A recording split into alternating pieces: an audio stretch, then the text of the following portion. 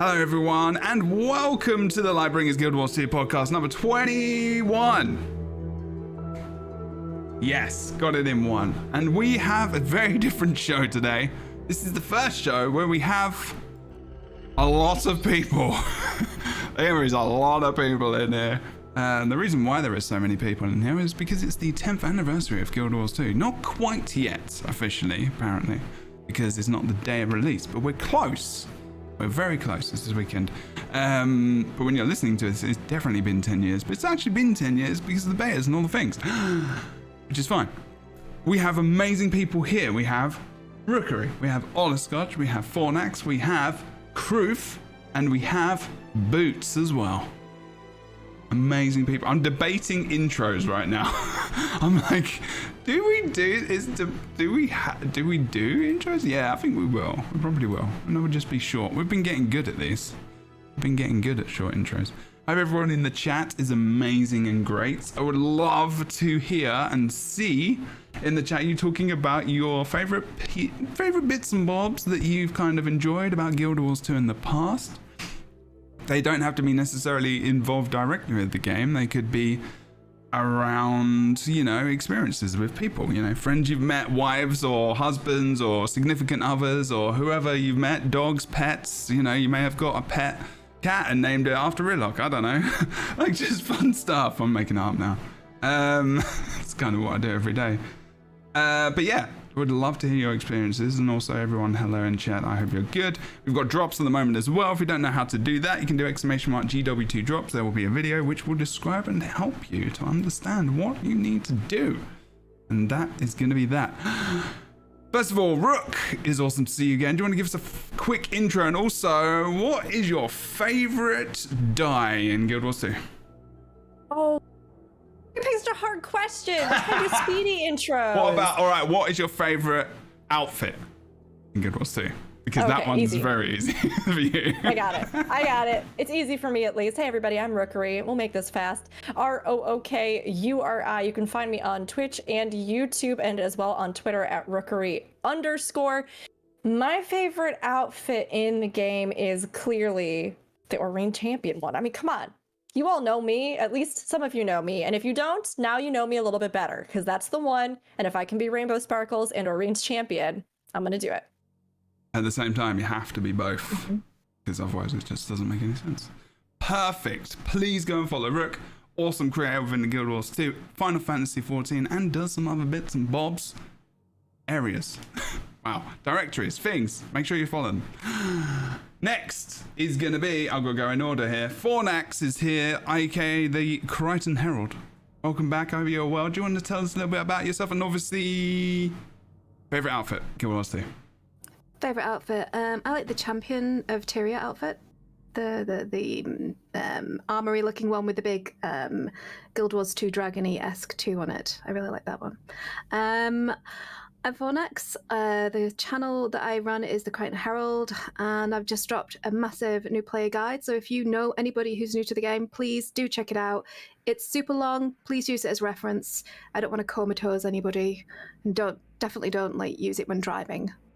There's a warning there. Sleep hazard. Okay. Wait, yeah, so part of your intro was telling people not to watch it while driving? I am a responsible content creator. That's what I am. Okay. There's actually some ASMR videos that do that for that specific reason. So, people tell smart. me all the time. People tell me all the time that they use my content to go to sleep. So genuinely, be careful. Okay. Please go and follow them. Because Fornax has a beautiful and silky voice. Jebro, no. Well, I'm saying voice. I've known Crichton Herald for a long time. Their content is amazing and awesome. Yes. I would never fall asleep during your videos. In fact, I watch your videos while I'm working out, while I'm doing all the things. I'm just like, I need energy, I need something. Lie to me, baby. Lie to me. I like it. I am not lying to you. I'm going now. The podcast is over. Okay. Thank you very much. Please go and follow Fornax's. All info is all in the description below. There's going to be lots of stuff in the description below. We have also got the amazing Outtro.Outtro as well, who is returning and joined us in podcasts in the past. Hello. Yes. Outfit and all the things. See, I have the page of all the Guild Wars outfits up right now, and I'm frantically scrolling through which one. Oh, okay. 2. Queensdale Academy. Wait, did you say 2? Yes, 2 outfits. Wow. Cheating. Yes. The thing is that the other one, the Ascended Aurene clothing outfit. I hate the pants on the thing, but that t-shirt I want in real life. I love it so much. It is such a cool design. Okay. And yes, me. I am a variety streamer. I do Guild Wars on Tuesdays. I stab things when I have the energy to. It's called needle felting. It's really, really fun. I'll be back on felting Fridays one day. Once the summer calms down. Okay, you almost swore. You were almost the first one. Oh no, you weren't gonna swear. Okay, no, that's all right. Oh no. That's okay. That's all right. Doesn't matter. It's okay. I mean, would have Otter sworn. makes some fucking amazing felt creatures. Let me be honest.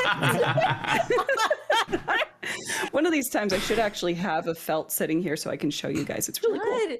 Otter made the cutest little dragon, and you talking about it just made me remember that I like literally right desperately there. want to get my hands on one of your adorable little felt dragons.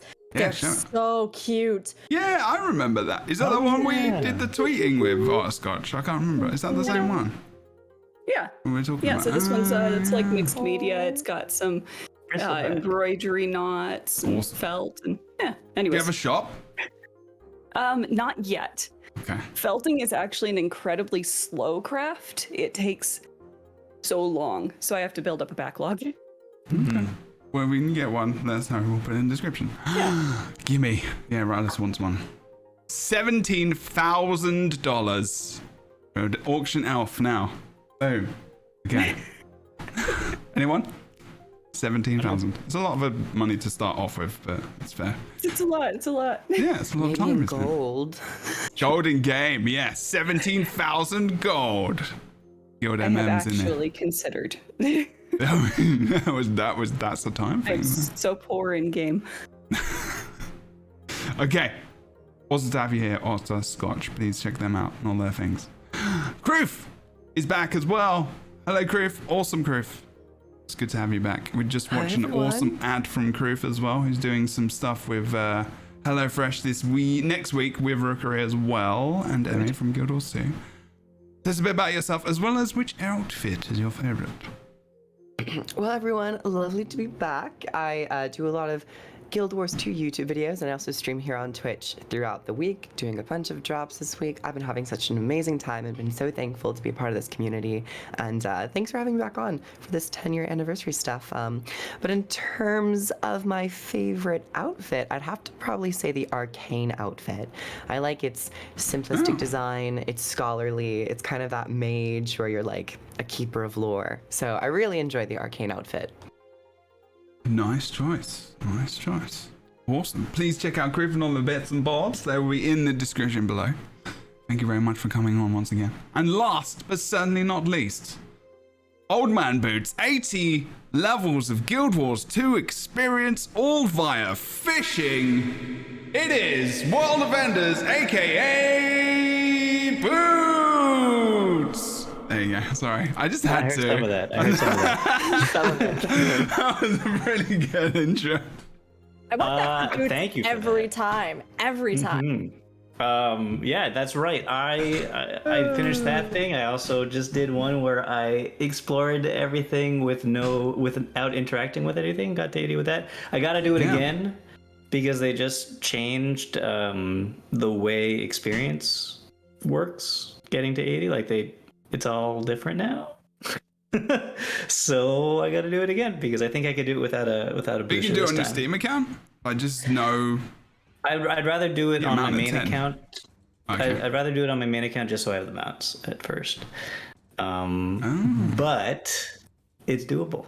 I've been having fun. I do videos on YouTube, World of Enders. I sometimes stream on Twitch, Boots_. And my favorite outfit is I mean, it's got to be the Mad King outfit for various reasons. Oh yeah, fair play. Yeah.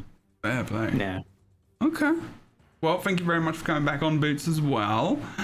It is awesome to have you here. I'm going to tell you my favorite outfit. I just need to find the name of it. It's not the Magitech one. It's the one with the holograms on it. And it's like Dynamic. Is it dynamic? The exosuit. Exosuit, yes. It's the exosuit. Yes, it's very engineering. And when you have when you got Photon Forge on Engineer, the holograms still show over the top of you as a hologram, and it looks very cool. I don't think that's intentional. It's the same with Druid Celestial Form as well. You still got like holograms on top. It looks very good. Okay, so we are celebrating a decade of Guild Wars 2. I thought we'd start off with something fun first. Oh, it's all going to be fun. I'm not saying that the stream is not going to be fun, because that would suck, wouldn't it? You'd just all live. I'm going to show you some stats. They actually came out with this on their website. Yeah, I'm very awkward sometimes, Rick.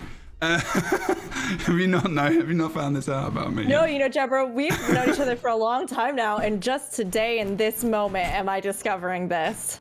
It's all right. It's why we love you. It's why we love you. Oh god, look how many people are on this screen. It's so good.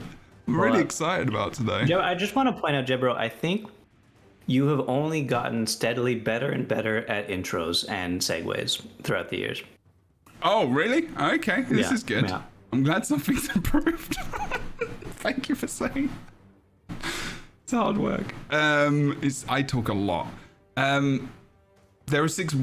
I'm just very excited that you're all here and you're available as well. I wanted to fit more people in, but it was just not going to work. There's too many people, too many screens, and there will be a day when I do that, but maybe in another 10 years. But yeah, did you all see this? The stats page they put out. Decade of stats. Yep. Cool, right? I have it open in one of my tabs, one of a million tabs to look at later. So this is great. I can clear a tab after this. Cool. Okay, cool. I'm glad I could help you with that. Guild Wars 2. So if you don't know, because you're listening audibly, and if you don't know what's going on, there's been 10 years of Guild Wars 2. 2012 August was when the game released. There were some betas before. We've had 10 years of the game, and in the week that there's been 10 years, basically there's been the Steam release, there has been drops on Twitch, which is a big new thing, which is very, very important for the directory, not only for the directory, but for the growth of the game. Cross fingers that this continues. But yeah, so it's a really, really big week. It's an important week. And stats-wise, there's some fun ones on here. Zaitan has tasted defeat over 1.8 million times. That's a lot of death. Zaitan, I feel bad. A lot of fire. Yeah, that was a lot of fire. Zaitan is the only Elder Dragon without a meta? I guess technically you could say sort of his metas might encompass the Orion zones. And they're like mini metas, but yeah, he's one of the only ones that doesn't have a designated meta. Probably because she's from the core. Down. Yeah, The Quaddle may be part of him. Yeah, but this Really is not stretching. a meta to kill him. No. No, There no, no, technically is a meta to get to the dungeon to then, experience that fight. But it's a little roundabout of a way. Neither does Kralkatork, right? No, Kralk does. Does. Yeah. Kralk has The whole zone. Dragonfall. Oh, well, entire he's already map. fallen by that point. No, It he's was still not dead. alive. We just got to do a lot of mean- like, He's just chilling. yeah. He's just chilling on the floor. But dead, kind of half. He's not dead. Hey, Such a not cool dead. map. I guess you could consider like Dragon Storm not to be a meta, but instead just be like its own instanced boss fight. But It's not a Mordrim offload, is it? Zaitan is a little bit of an outlier in terms Yeah. of like it being in an instanced dungeon type thing. That you all get together to go and fight for big loot.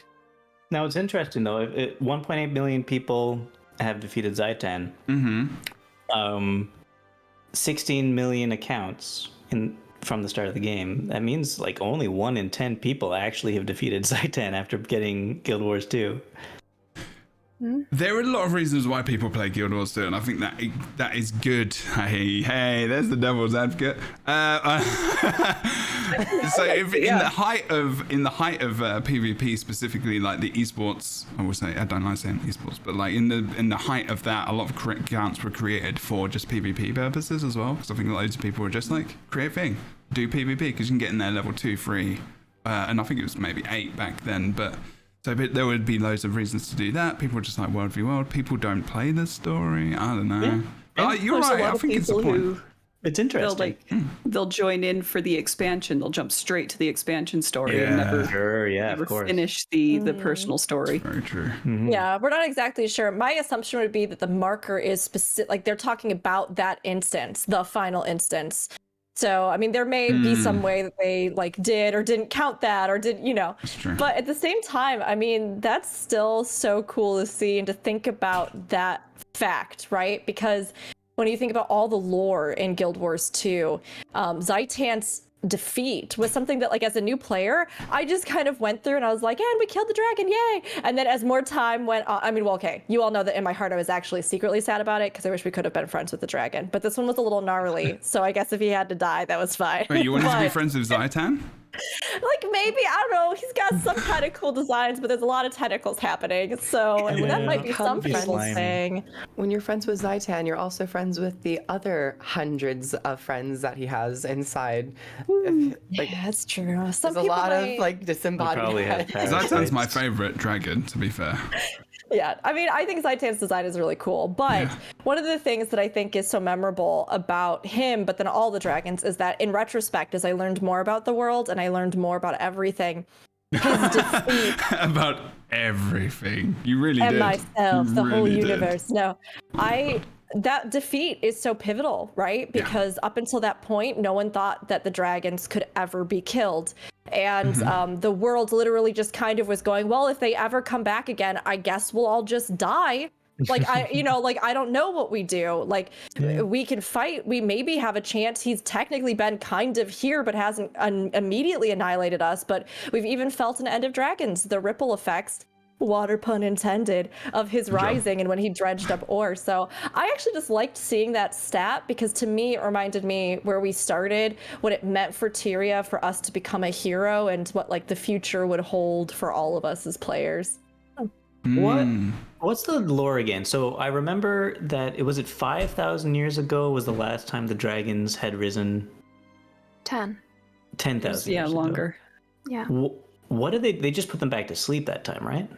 No. They wake up, they eat all the magic. When they run out of magic to eat, they go back to sleep and they go into a food coma. Yeah. And that's why the Forgotten were gone. They're like bears, yeah. Well, I mean, they like annihilated everything almost, and what was left would eventually evolve, but what was left was saved by Glint. So it kind of demolished the Jotun Empire.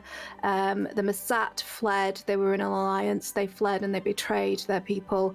There was a whole race that the Forgotten did their best. But yeah, if you do the story of Arar, it actually goes through a huge amount of that lore, and it's great stuff. But Arar is still quite a challenging dungeon, especially for new players. So. What do we know? This is probably getting off topic already, but do we know? It's off topic? Never. How many years ago Suwan created the other dragons? No, I don't think we're given any timeline on that. no. Okay. No, I mean, theoretically, from what we know, the world became the world physically because she existed and created the dragons. But like when exactly that happened and exactly how long the world was, we don't, like how long Tyria itself has existed in its manifested physical form, I don't believe we have any confirmation on specifically. So in a lot of ways, Tyria, just like you have the under world, you have Cormier's realm, you have all the gods' realms essentially. Tyria was Suwan's created realm. We don't know that. Okay, all right. So, She So- definitely Could be. took it over. yeah, and we know that she's here. We think, I mean, it's speculation that she is an entity from the mists. but we don't know that she spun kind of Tyria into existence. Okay. Even though the story, the arc has closed off, they've left quite a lot of threads narratively that I think that they might want to explore in side quests or additional lore going forward, because it was very... Although we got to meet sort of the progenitor of the Elder Dragons and we got a sense of her purpose in creating them, she didn't really go into the depth that I would like to understand the kind of the foundation upon which Tyria and the magics of Tyria and the balance of Tyria is. The issue is it was like the commander and the other people just trying to fight Suwan going to talk to her. We should have sent a historian. Oh my gosh. I mean, I was technically a Priory member and I still couldn't get any other information. So, it's interesting. There is the mention in the chat, and I thought I remembered this too, that there's this discussion about before the world of Tyria existed, there was only a void. That is when Suwan created the world and the other Elder Dragons and Mother's Lament. So I don't know. Because in some of the post dialogue that we get with her, where she talks about, after you do the meta and she's down in the cradle, we get a little bit more, which is so worth catching if you haven't, even if you just watched a video of it. Yeah. But it is really interesting to think about because we also don't even necessarily, you know what I mean? We don't really know. It's not something, that I think we super, super hardcore have locked in, but at least theoretically kind of the impression I got was that, yes, she was responsible for at least the physical manifestation of the world, but it's been very interesting. Yeah, I like it. That was what I was wishing for before the expansion came out. I was wishing that the Sea Dragon was the World Dragon, and I guess that's kind of what she was. Well, isn't it interesting now that it's just been all about the dragons for so long, and now it's gonna not necessarily be about them, and we're gonna. It isn't, but another issue is if it is kind of like a realm that she created, and we saw what happened when Cormyr left her realm. So I don't know, man. Well, this is the future. Technically.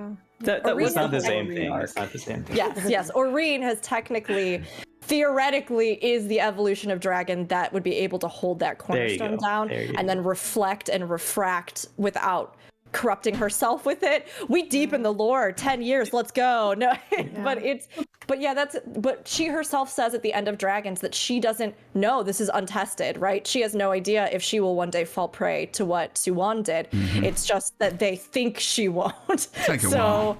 Probably a bit till that happens. That's Guild Wars 3. Not just like in respect to the human gods leaving, it's really heavily implied, and correct me if I'm missing information, that they came and they like carved out their little realms.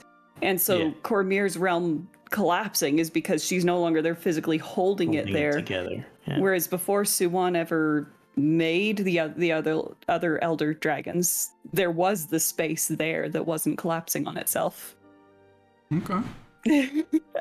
I mean, we don't have the Big Bang theory of the universe Tyria. We don't. It would be something that I would love for them to explore, but I don't necessarily think that it's a bad thing that we don't know. It's like our own world. We know less about our own world than we currently probably know about Tyria. I mean, well, we don't know what 70% of the matter in the universe is made of. So yes, we are quite in the dark. And she's fine. Yeah. You know, I think that's easy for you. Having that imagination is important. Not knowing exactly what's going on. I mean, that entire journey technically begins. This arc does technically begin with Zaitan's defeat, right? And even them, the actual inhabitants of Tyria, asking, "What does this mean? And what do these dragons mean for our world?" So I like that they put that stat in there. Although there's a lot of other ones that are really cool throughout the rest of this. Yeah. Oh yeah, we should continue with this. No, absolute no. But I think you reminded me about another big culmination and another big thing for the 10 years. They timed this with the end of Dragons like really well. It's the 10 years, end of Dragons. That's another big thing in this year. So no, absolutely. Talk about the things you're enjoying about the game. It's good to see your passion and hear about that. That's what people want to do. That's one of the big comments about these videos is hearing people's passion. It's fine. We don't have to stick to every single minute detail I've put in the silly document. I enjoy hearing your excitement about the game. Okay, so yeah, this is a fun one. The Conquer the Creator as well. Arena developers have only succumbed to other players in PvP combat 44,794 times. You need to be going out there and making sure the Arena devs are a bit getting slain in 1v1 and PvP, people. Come on. Actually, 10,000 of those are Bobby Stein. This is true. Was that directly after the balance patch or before? I was wondering. Yeah. True. Oh my god. This is after the one before the one we just had. I got my Conquer the Creator at long last with Kroof and Glenn when we did a PvP co-op, and then Nick kindly sacrificed his beautiful character's body for us to kill. Yes, exactly. Thank you very much. That was a fun stream. I was listening to that. It was good. 13 million mount rides. We've got help me help you. Players you have revived one another from downstate or death on over 1.8 billion occasions. Billion. There's a lot of death in Guild Wars 2. Whew. And Most 90% even all of the those are prevented. elementalists. So true. I saw that on the Reddit. That was a great joke. In raids, specifically, normally those. This is a big one, isn't it? Like, training dummies have absorbed over 156 trillion damage. Oof, a lot of damage. They need a On the- vacation. On the help me help you, I love the little addendum, which is helpful because on average 9 players die every second. Oh yeah, that's great. I mean, well, not great, but like, Sounds right. The help me help you reminds me of the fact that we've talked about a few times on the podcast about the mentality that's even worked into the actual mechanics of Guild Wars 2 to be a cooperative, collaborative MMO space, right? Everything from everybody, shared, everybody gets their own loot, to there's no such thing as like tagging a target and nobody else gets stuff, like events and things, everybody can participate, you can come in, you can join in. Stuff like downstate, though, I think also in its own way fosters that sense, right? You see somebody go down and you can help them. You're in a raid and everybody's like, res your friends. That's usually what at least our groups are yelling.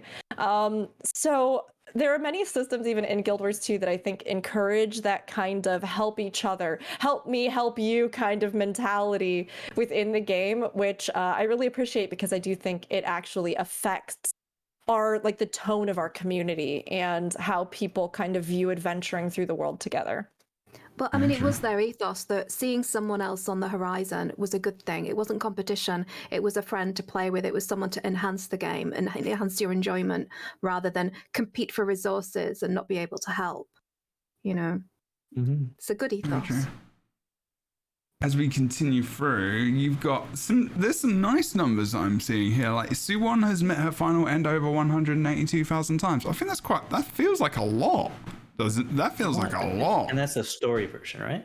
I mean, it's probably a combination, maybe? Yeah, that's actually a good question. Because there's assume two it's a story versions. Dude. But even if it's just story version, that's pretty damn good. Like, it just came out. It's not even been out a year.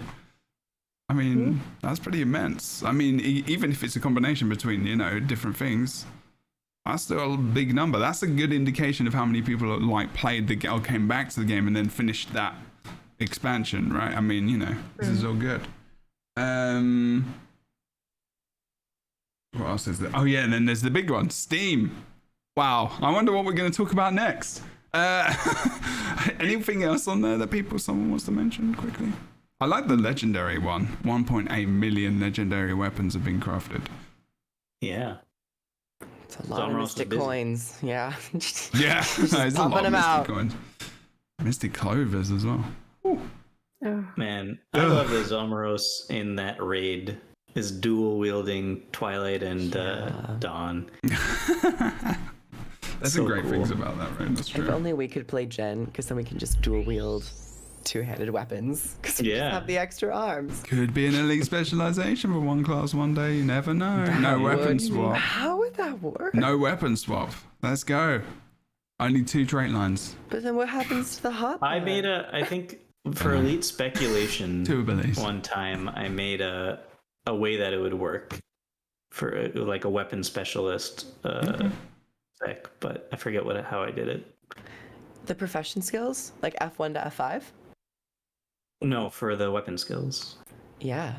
Yeah. Like, I'm just saying you could, like, you could double them up. Oh, you so could. instead of your profession, you just have both. Yeah, sets. I don't think that's how I did, but that could work. That could work. I mean, that's definitely a podcast we could do, for sure. As we think about the next expansion, thinking about future do you remember the amount? Actually, that's a good thing we could talk about on the LightBringers as well. Like, for good favorite LightBringers moments. There you go. But like, we had a lot of podcasts on we did a whole series, didn't we, on what we wanted. That was a pretty epic amount of shows leading up to End of Dragons and like post End of Dragons. Like, was just this woo, and then classics, like, you know, the classes coming out talking about trailers. Oh my god, it was so good. Okay, so I'm not gonna derail. I'm not gonna be the one who derails this. I already do a very good job at doing that everywhere. Okay, so Steam. How are we feeling about Steam launch this week? How was it? Did anyone play on the new Steam launcher? Was it easy to get into the game? Have you seen a lot of new players? What's the general feeling and consensus so far? It's only been, so just for some context for people, it came out on Tuesday. It's only Friday. Haven't had a weekend yet, so it's not there's no, until we've had this first weekend, we're not going to really know numbers that well. We know kind of some numbers of, you know, the average people playing on Steam, but like, this is a long term thing as well. So general thoughts, any? I mean, right now I am looking at the Steam page top sellers, and it has been in the last few days, it's been right up there at the top. It is still here within the top, I would say top 100. They don't have them actually like listed numerically, but it's top 50 or something like that. Literally, you just scroll down and there it is. The Guild Wars 2 Heart of Thorns, Guild Wars 2 X-Pack bundles. So yeah, I would say this has been huge personally. It's been incredible to witness so many people coming into the game and be so excited about the game.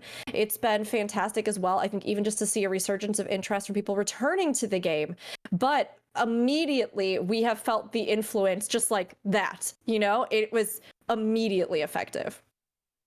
I started a fresh account and I have been having a blast with all of the changes that they've implemented into the early leveling experience.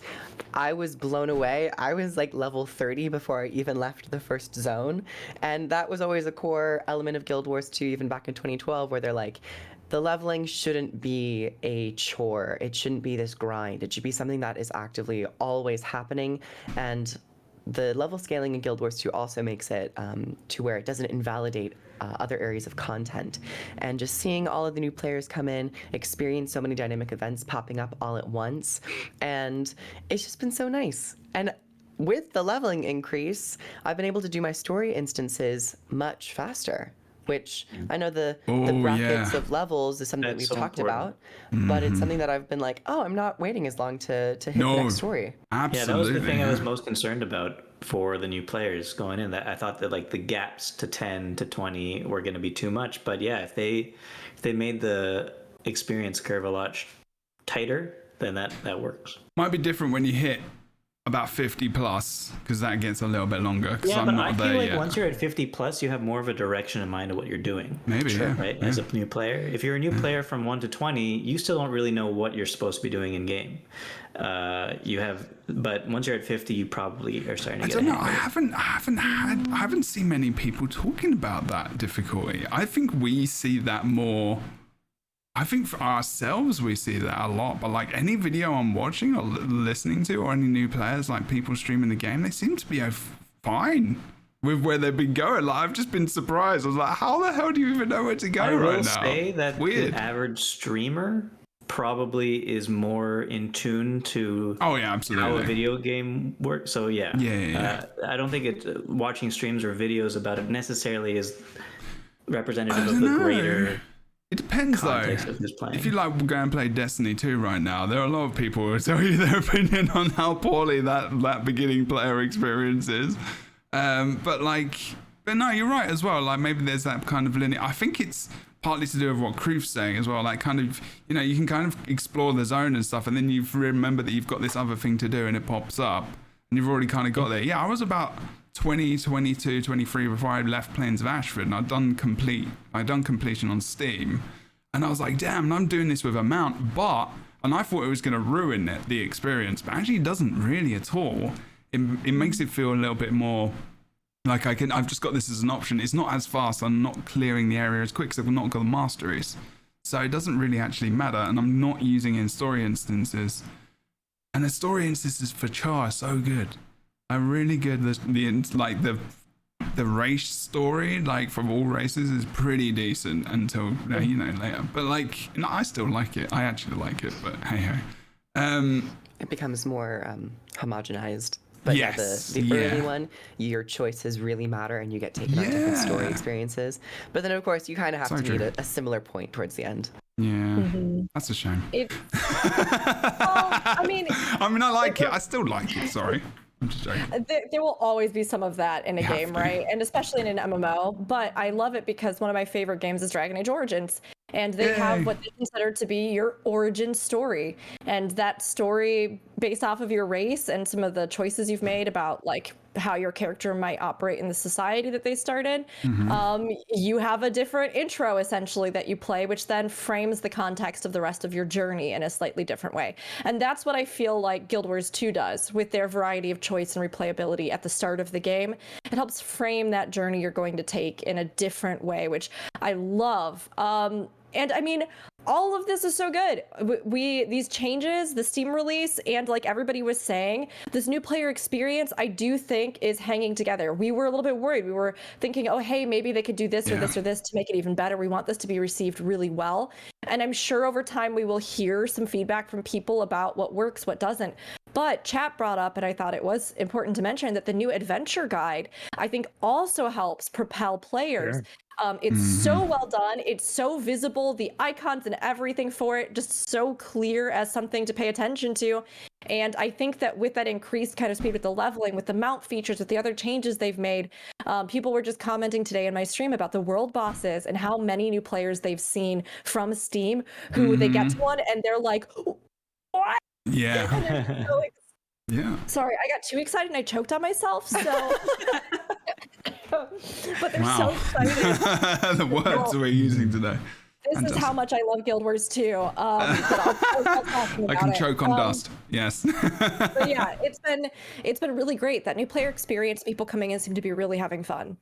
Yeah. I think the problem with us is that we know how much better the story delivery is and the sense of immersion is, and as the expansions have gone on, it's got better and better, their storytelling with each expansion. So people are coming in and they're like, this story is good and it's interesting and it's compelling and we've got choices and I've got beautiful environments to explore and all these world bosses, and we're like, guys, just wait and see. Just keep coming, because the more expansions, the more you explore the world, the better it gets. 100%. It's weird, isn't it? How well, it's not weird, but we can take things for granted. I think a lot of the time for how much quality there is really, and then you start to replay it. And I think replaying it on Steam is a really good opportunity to see how strong your character is as well, and how strong your account actually does grow in the respects of not just having all of these items and experiences, but magic find, gold gain, experience gain, like just core account stuff, because you got all these bonuses from just playing the game and dailies and racking up those achievements, and you're getting all these things, and you're like, look at your account and you're humbled by the fact that you can't wear the things you want to wear. And I love that part of the journey of an MMORPG. Is my favorite part, like looking like absolute crap for most of my experience. Like I didn't want anyone to send me any items to unlock armor or outfits.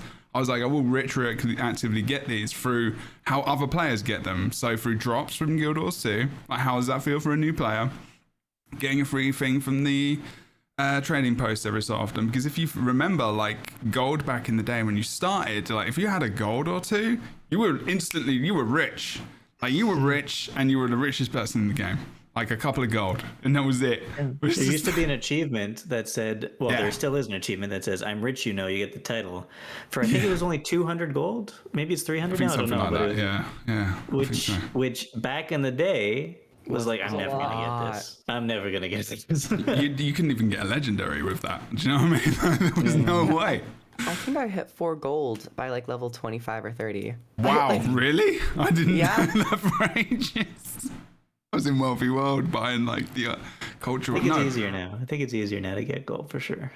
Yeah, I think I was trying to save up for like the cultural armor because it was like the most unique armor sets in the game at the time or something. I like, you know, the. Oh, also, if I think if you have dungeons. all the cultural armor on all different races, I think there's another achievement for that, like the Emperor's New Clothes or something. Yeah, like the something like that. There is, yeah. I Yeah. can There. confirm. Yes, I have that. Yeah. No, it's Of expensive. course you do. That's like 3,000 gold or something, isn't it?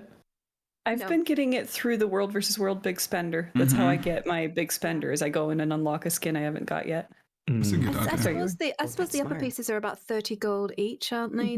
For the tier 3 stuff. big So yeah, ones. maybe actually. Shirt balls. I massive. didn't think about that.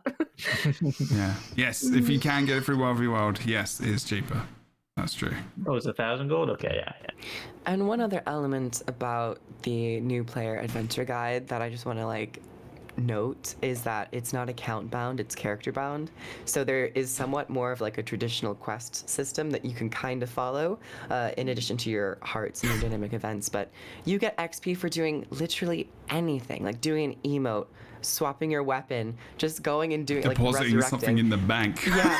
So not only have they increased the amount of XP you get from killing mobs and doing events, but it's just like they're giving you XP for just breathing And dodging. It's Yeah. so great. Everything. And you're getting and it that on new will- characters now, right?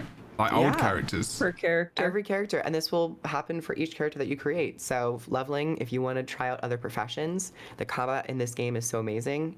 It's a great opportunity to get more classes. So my replay of doing the no interact thing, I think I'm going to do it so that I achieve the least amount of things possible in the. You're gonna struggle. You're gonna the struggle. guide. I think you're gonna have to take. You're gonna have to unbound inventory, dodge, my- heal, yeah. all your skills and utilities, like everything. You're not gonna. You can't equip weapons either. Like you just don't Just even. allow myself to die. Do you get experience for dying? Probably. I think you get Downstate experience abilities. from if you rally. So Okay. if Well, you I'm go gonna have to down, use you're gonna waypoints. have to die. Do you get experience Yeah. from? Do you get the achievement guide from downstate abilities though? I'm not going to use the abilities. I need to go look at it. I can't remember. I think you do, don't you? I know I don't got know. it for rallying in a dungeon. Okay, so- running. And it's like a decent chunk of XP. It's like a bar or two, depending on how. It is. Brickle in the chat. I wish you got experience from dying. Like, that would Is be this great the in new PvP. series? Boots masochistic leveling experience. Yes. Yeah. It's not masochistic at all. I did it early. It was, to get to 80, it was only like From your point of view, 14 yes. hours, and it was a lot of fun because it was just like swapping really quickly on mounts back and forth and trying to like beetle race everywhere. It was really a lot of fun. I'm glad you had fun. Yeah. Fun is important. Play it the way you want to play it, boots. With no boots on. You should play it with. Do you wear no boots or do you just wear boots? I don't think you get boots in your starting equipment, so I did not wear boots. I don't think. Oh, that's disappointing. I think you get shoes. Though. Bootless You leveling. get shoes.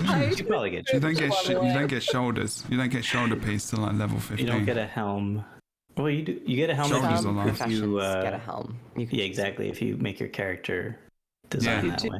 An achievement for defeating 25 enemies, so you got to make it through without doing that. Oh, there's no way I could do that. I delete my weapon, and then I don't use any damaging skills. But then if you dismount, like even just dismounting sometimes, if you press the one key, you're just gonna like swipe things and maybe No, you never- could dismount always by just trying Using to the mount mount. another mount. That and is it dismounts that you. is part of the challenge, though. Artscotch has given you a challenge there. Make sure you don't hit those some certain achievements by the end of your run. Oh, the completely. What's the word? What's the word for no violence? What's the Pacifist. yes, pacifist. Complete pacifist run. pacifist run.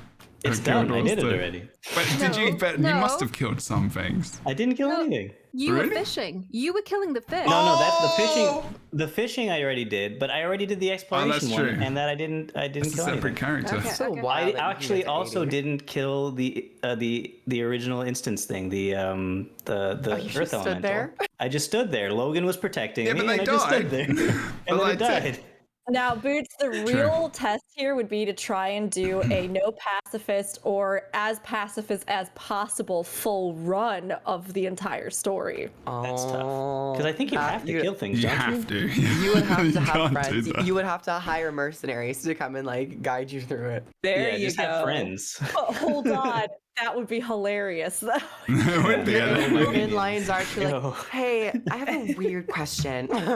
You just be in Yeah, like actually, the. that's not a bad Literally, idea. Like, and I you don't go- get my friends to do. Don't get people on my friends list. I No, have to you go to have to random people. socialize.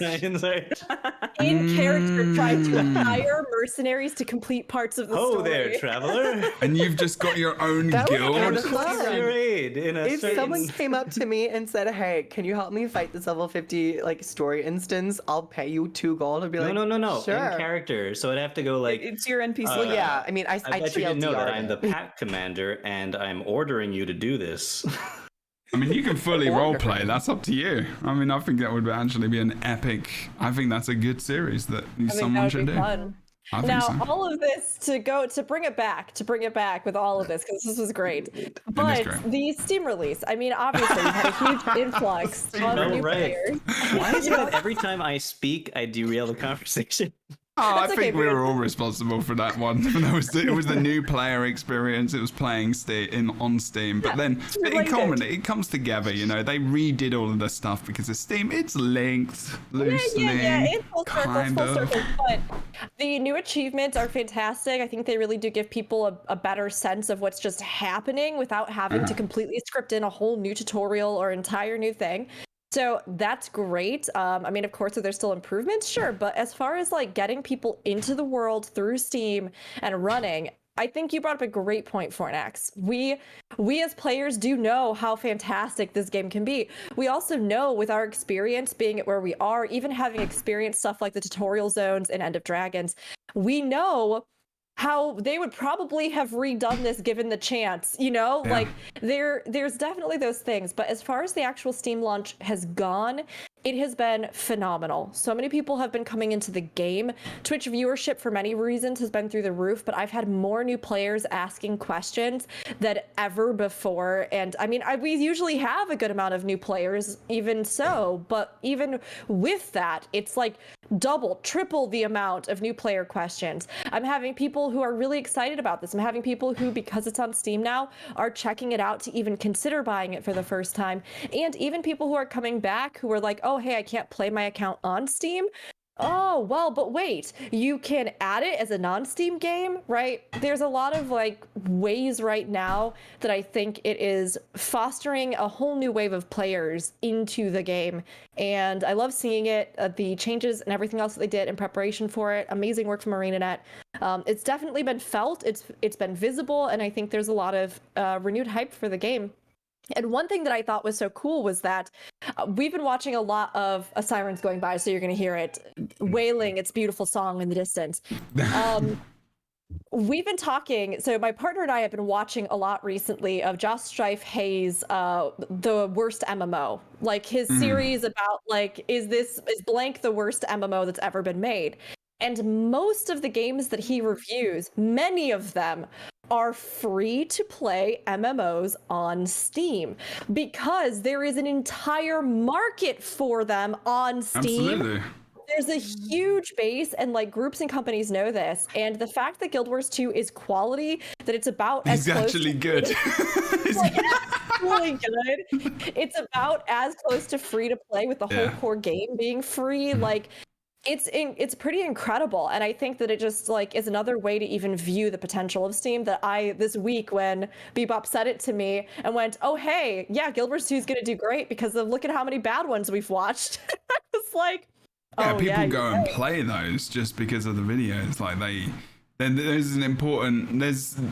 I could do a whole podcast on the responsibility of content creators and how they can bring about the downfall of some games sometimes, but like also just rebirth energy into them. That's for sure, because that's definitely happened. You know, I've had some content creators from WoW, Final Fantasy 14, why I quit WoW for Guild Wars 2, why I quit them, blah blah blah. Obviously, a lot of it is to get viewership because, like, you know, it's a little bit of drama, and then they end up going back to the things. But it's still at the same time, they can complement our wonderful game at the same time, which is good. But yeah, those series are great. I was going to say, I don't think that we should discount that this is a post expansion bump to viewership. Most games, they have an expansion and it tapers off. Even with the patches that happen, it's only the hardcore players that are like hyped for the patches. We've got a mid-season boost, shall we call it? Well, they haven't done this before though, as well, have they? No. Really, they've never had anything to do that. Like Living World was always that re-bump, and it's only a bump for as long as it takes to complete for a lot of people, like the very casual peeps. But like this is a forever bump. This is a new players bump, not just existing players coming back for 2 days. Which is the ultimate thing, because I think that there's not many games like, you know, if you think about World of Warcraft, they redid their new player experience completely. So they basically built a new instance for Battle of Azeroth, where you're a new player and you get crashed on this island and you're all working together, and it's actually pretty good, which is where I went back to play it for a bit. Final Fantasy 14, they kind of reworked their story, right? And you can do the free account stuff, which, you know, Kroof knows a lot about. And wow, just called me poor. No. Wow. I just know you played it a lot. No, y'all heard it. Y'all heard on stream. Jebro said, Kroof, you don't have enough money to order a sub. Kroof. You're trash. Jebro's hugely, living that Seattle life right now. Hugely He's just like, jealous. just buy a character slot. Just buy a character slot. What are you doing deleting characters? Oh my god, I'm so poor.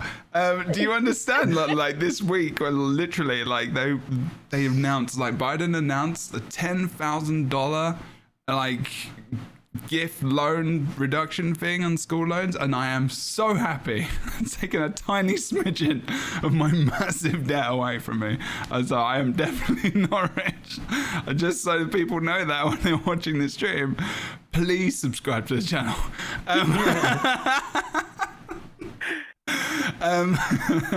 This sounded awful, but it's also funny. But yeah, so there's Final Fantasy 14. And also, like, Guild Wars 2 has rejuvenated their story. Well, not story. New player experience a little bit, which, you know, there's a little bit more that could be done. But at the moment... There's a lot of bit more that they could do, but they did streamline some things, yes. Yes. And I think for now, it's enough that they've done some really good job. They've just done a good job of culminating everything into one area of time, which is the 10th anniversary, which is very, very good. And then drops as well, and then you can see obviously from here, and you've obviously got the coverage from different WoW peeps and other peeps coming into Guild Wars 2, seeing the strikes and the CMs, and so there's a lot of potential growth in different areas, and Steam is a very, very, very big and huge important part for that. There is some problems with, I think, confusion between how do you buy gems for Steam, like how do you do this for Steam, how do you do that for the launcher, what's the crossover, which I think will just be ironed out as we gain more knowledge about the things. And I think as ArenaNet and Steam work together and they work out those systems, I think it's just knowledge and understanding. I think, you know, the community hub on Steam has been flooded with content, which is just there for everyone to enjoy and take part in, which is good. And there's a lot of discussion. I think before the game came out, there was some negative reviews, which were a bit silly, but since then, it's all just been wiped away. It's just Steam being Steam. Negative reviews crack me up. Can we just take one second? There were a lot of very positive. Oh, I don't have one right in front of me. Okay, I'll forget to bring one up. There's some that are very similar to each other that are hilarious. Please tell us. They're so good. I loved it because as we always talk about, valid critique of this game, much of which we ourselves have. Every game you play, there's going to be something you can critique, right? So I don't want to dismiss valid critiques, but the things that crack me up the most were the few bad reviews as it launched were like, I have 50,000 hours in the game. Classic Steam review. I hate this game. I think this game is dumb and stupid. I had to buy one build tab. Yeah. Something like it's But like use 50,000 hours is an exaggeration. But there are legitimately people saying they have 20,000 hours in this game over 10 years, which is over 5 hours a day for 10 years straight, and they're giving it a not recommended because Yeah.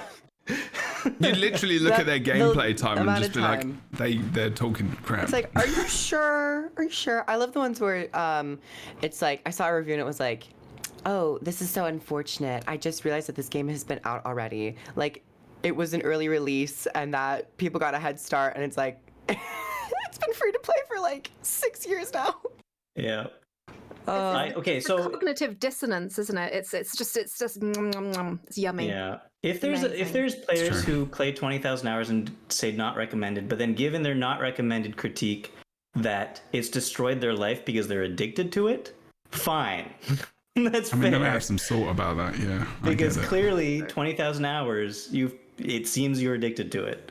So I'll agree to that. But like when they say, the gem store takes too much of your money, it's like, okay, all right. Yeah, but those kinds of things are always subjective. If you're going to spend a lot of money on things, like, you're supporting the game, there's no sub. If you think about it in general, like, most people are paying at least, like, $120 a year for a subscription to games which you can only access via a sub. If you're not spending more than $120 on the game, think about how much AAA games cost nowadays. And even if you think about just buying a PS5 game that's, AAA, like that's $70 to $90 at least. And you thinking 80 hours to 100. And it's like, MMORPG value is pretty good. It's insanely good. Like, generally. yeah, you go watch a movie and it's $15 for 2 hours. That's $7 an hour. That's Exactly. So, yeah. And the fact as well, and like this is the big caveat, right? Like, it is not pay to win.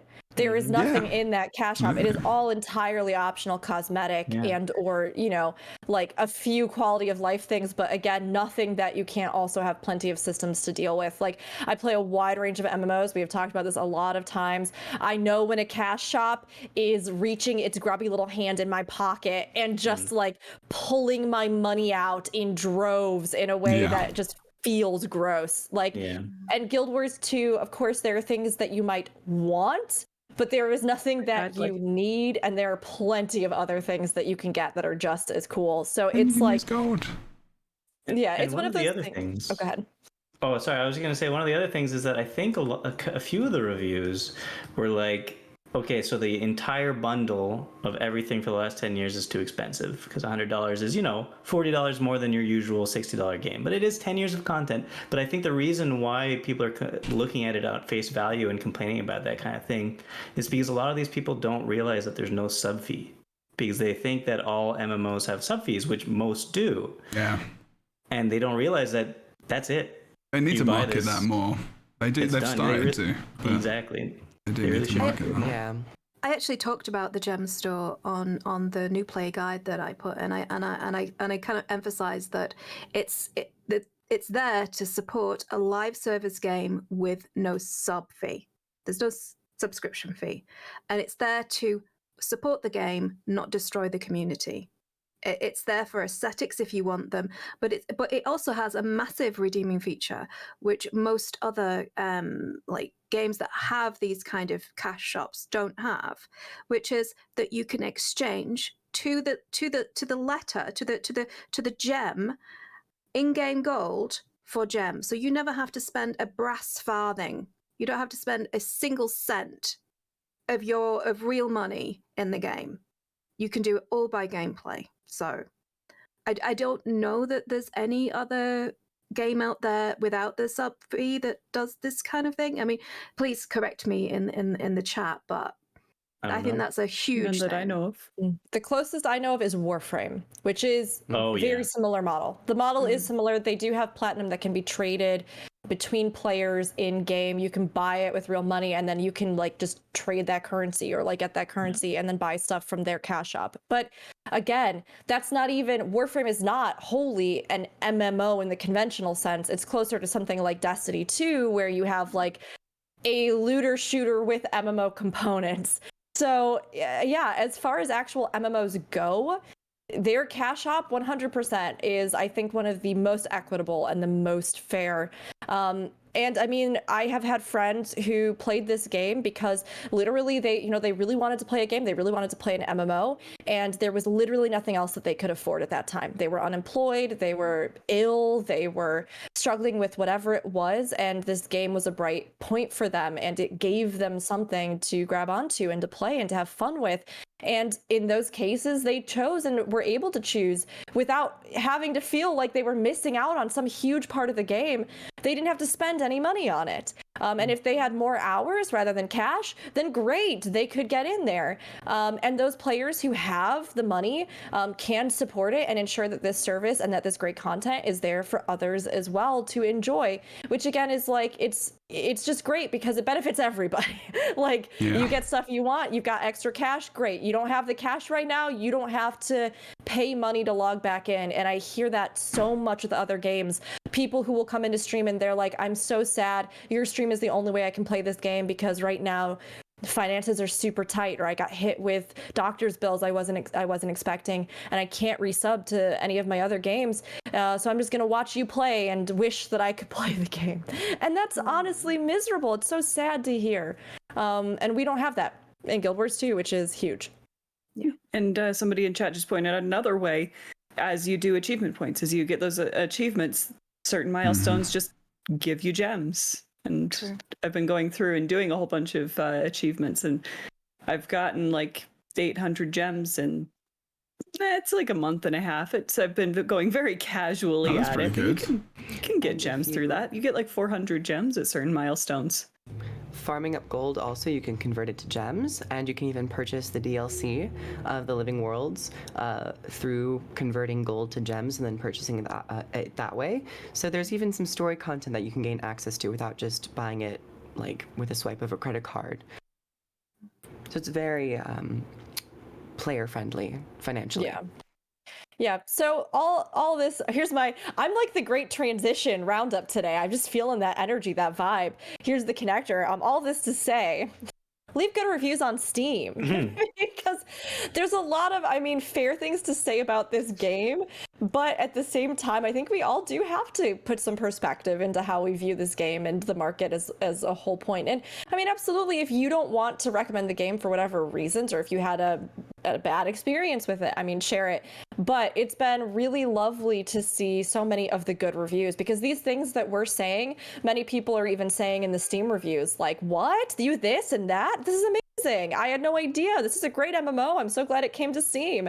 And then there are some of the funny ones that are bad, that are bad reviews, but I do think that, this is a great moment for all of us with 10 years of this game to recontextualize how we view it, especially in a modern MMO landscape.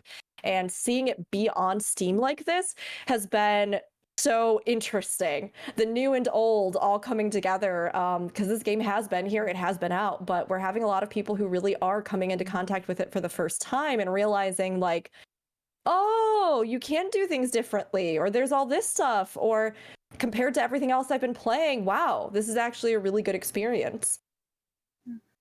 The best. Okay. Good stuff. I was just waiting, just in case anyone wanted to add anything. Okay, so Steam, good stuff. Servers are stable. Technically, it's fine. I haven't had any problems going through Steam client. Just feels like I connected through the launcher. No issues. I think generally Guild Wars 2 is probably performing better than it ever has, honestly, probably. And that's saying something for World v World specifically. Because that was a fun time at launch. Oh my, that was tough for them, I imagine. Because I don't think there were many games doing that many players on the screen at the same time. Before they had any kind of culling options on your menu, And all the effects were so much more grandiose even back then. Yes. No, they were more so, right? Yeah, exactly. Because they actually toned them down. Over the years they've been like culling the effects. Yeah. Which I thought I like to see the visually explosive stuff that looked pretty. But at that time it was like there was no culling options, so it was just like a lot. Someone's using Meteor Storm, quick! Brace my PC for impact. Like, damn. Still nowadays, even with your culling settings turned down, you could tell when you're about to get wiped out by a big Zerg when your frames drop. You don't even have to see them. You just know. That was so funny. That was Sometimes so funny. playing on a less than perfect rig is actually an advantage. Yeah. Because you start to know when they're coming. Exactly. It's like it's like in Jurassic Matrix Park, is breaking. Tyrannosaurus. Yeah. The ground starts to rumble, your computer starts to falter. Yeah. That glass of water starts to shake just a little bit more than it used to. This is something I haven't heard anybody talk about, but with all of you mentioning how things have been with the improvements, has anyone had problems since the Steam release with the server, not being able to log in, server crashing, stuff like?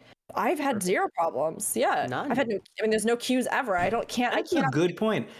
How often do you get an MMO launch with no server issues? Or at least like a soft relaunch onto a different platform, such as Steam. Like, Arena Guild Wars 2 didn't even have many issues when it launched, to be fair, as far as I can remember. there might have been a couple hiccups at the very But start. you have to. There's no way they could avoid ever that. since then, Heart of Thorns, the expansions, always very smooth. Yeah. I see in chat, cities are a bit laggy. I think maybe I felt that, but not. They're supposed Not to more be than there. normal. That's their job. They're going to be laggy. They just are. That's what all the players are. They should be laggy. If they're not Way laggy, it's designed, right? Yeah. The mega servers are designed that at a certain point, 150 or so people in a map, it'll do a new shard. So it'll never be more laggy than you have right now.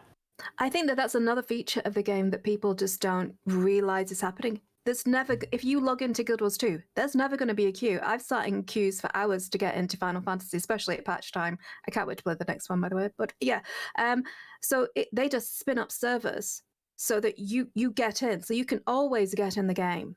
And they have this server balancing system, which is they do through Amazon, I believe, and it's quite interesting if you're a bit nerdy. But yeah, Very no cool. queues, Yeah, it is no queues in interesting. Guild Wars 2. Yeah. Yes, we've had some Except in War interesting vs. removes. Well, yeah, that's different. That's okay. That is true. That is For good reasons. true. That Yes. is the limit there. But the queues are probably a good thing more than anything.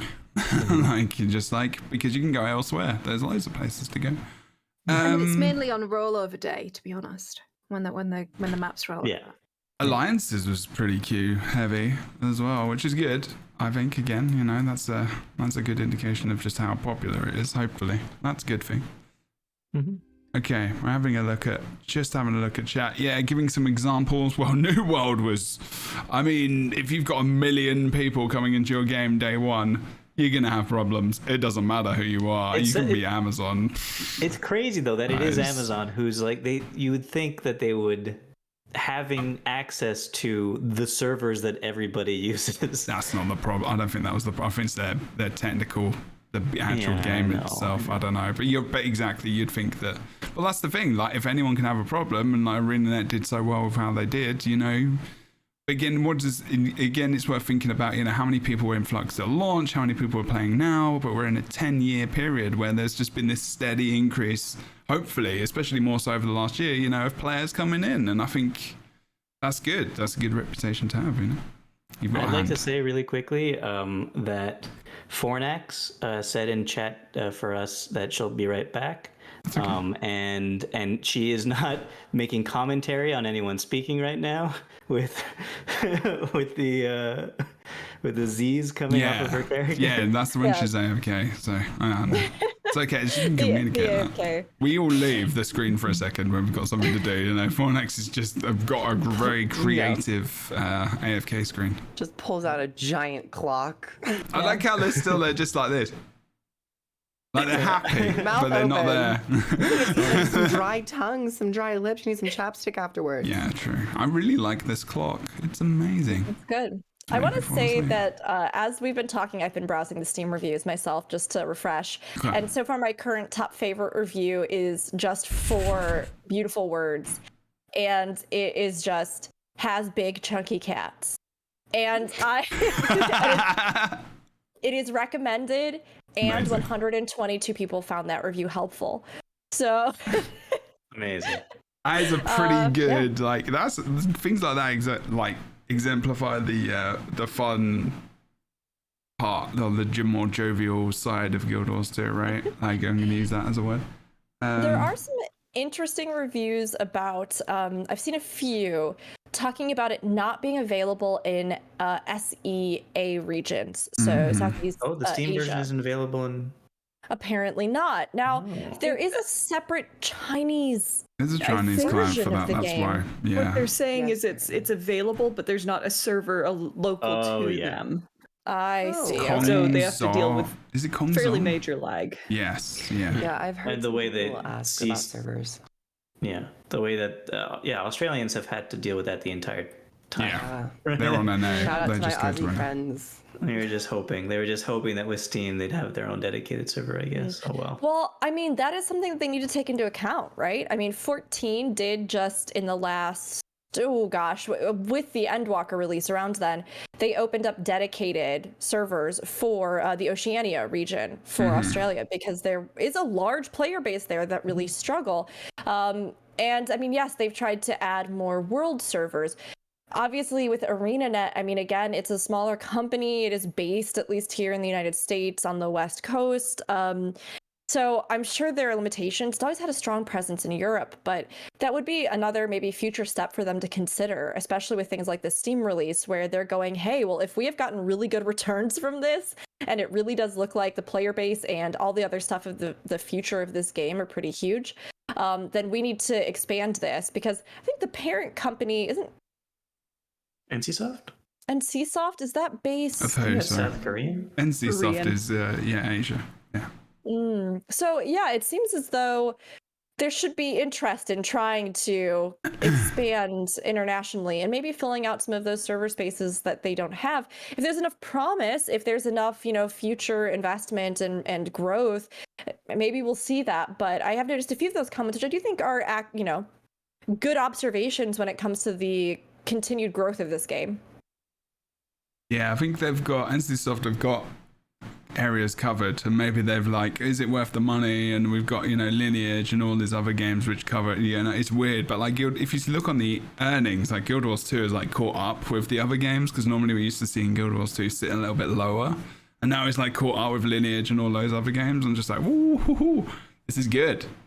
So maybe with that bump, they will think about things like that, hopefully. But yeah, our friends in Australia, I feel bad that there's not just one server or something over there where they can just hang out. But the Chinese client of the game is also very different and is monetarily, or I think it's published, or it's is it Kong Zong, something like that, I can't remember, but it's very different in terms of the culture and how you reflect things like necromancers and skulls and other things, and language and talking about things, and the shop is very different. I think you can get items for legendaries through the shop. I think it's a bit more pay to win as well. I think there's actually a whole different thing where ArenaNet just don't really. Yeah, it is. It really is, because that's the part of the. For some MMORPGs, that is just the ethos of that game. It is just about whales and money and spending, and some games are like that, and I don't like it, but it's just the way it is with some regions, I guess. Some great reviews on here. ADFDSAF, DSAFDSA, one of my favorite. Not helpful, unfortunately. 12.8 hours played, though. They are having some strong reactions. But people are writing lengthy reviews on here, really positive. I mean, you have to read more. People are spending a lot of effort on these reviews, and I think these are older players as well, specifically giving people assist. There's one here I'm reading which has easily got over 200 or 300 lines of text, giving you information about achievements, pros, cons, replayability, extra content, technical issues. All of these things are help tips and tricks in their review of the thing, and I'm just wow, that's some dedication. I think there's a voracious appetite for MMOs. I think there's a massively voracious appetite, and this might be the first time that someone's seen it if they are only in the Steam ecosystem. So I'm not surprised that they're kind of having such a visceral reaction, because it is such. Although it feels like a traditional MMO in many ways, the way that it tackles the content, the way that the maps feel so alive, the way that they've got all these massive open world bosses, I think it's going to blow a lot of players away. And once they get to endgame and realize, you can't just have a high item score and face roll the content. You actually have to have skill. Skill is the primary success modifier. Player's skill. I think that that's going to be a game changer. So once people actually start to get into the raids on Steam, I think that's when the word of mouth is going to come that this is actually really good, interesting, challenging content for people who are interested in skill and not just like buying wins. Yeah, the combat in the game is, I think, an extremely attractive aspect.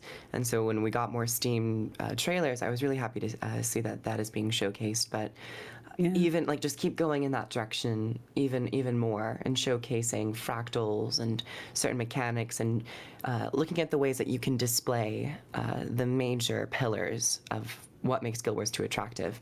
And I think they're doing a great job taking the first steps towards that direction.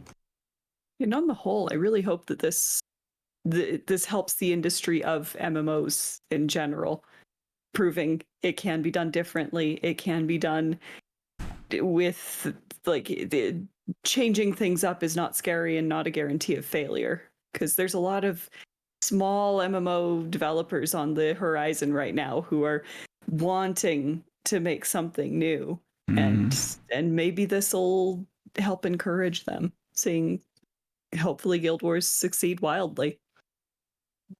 We're having good times. Good stuff. Okay, we're going to go on to another section of one we've been talking about for we'll be talking about for a little bit of time.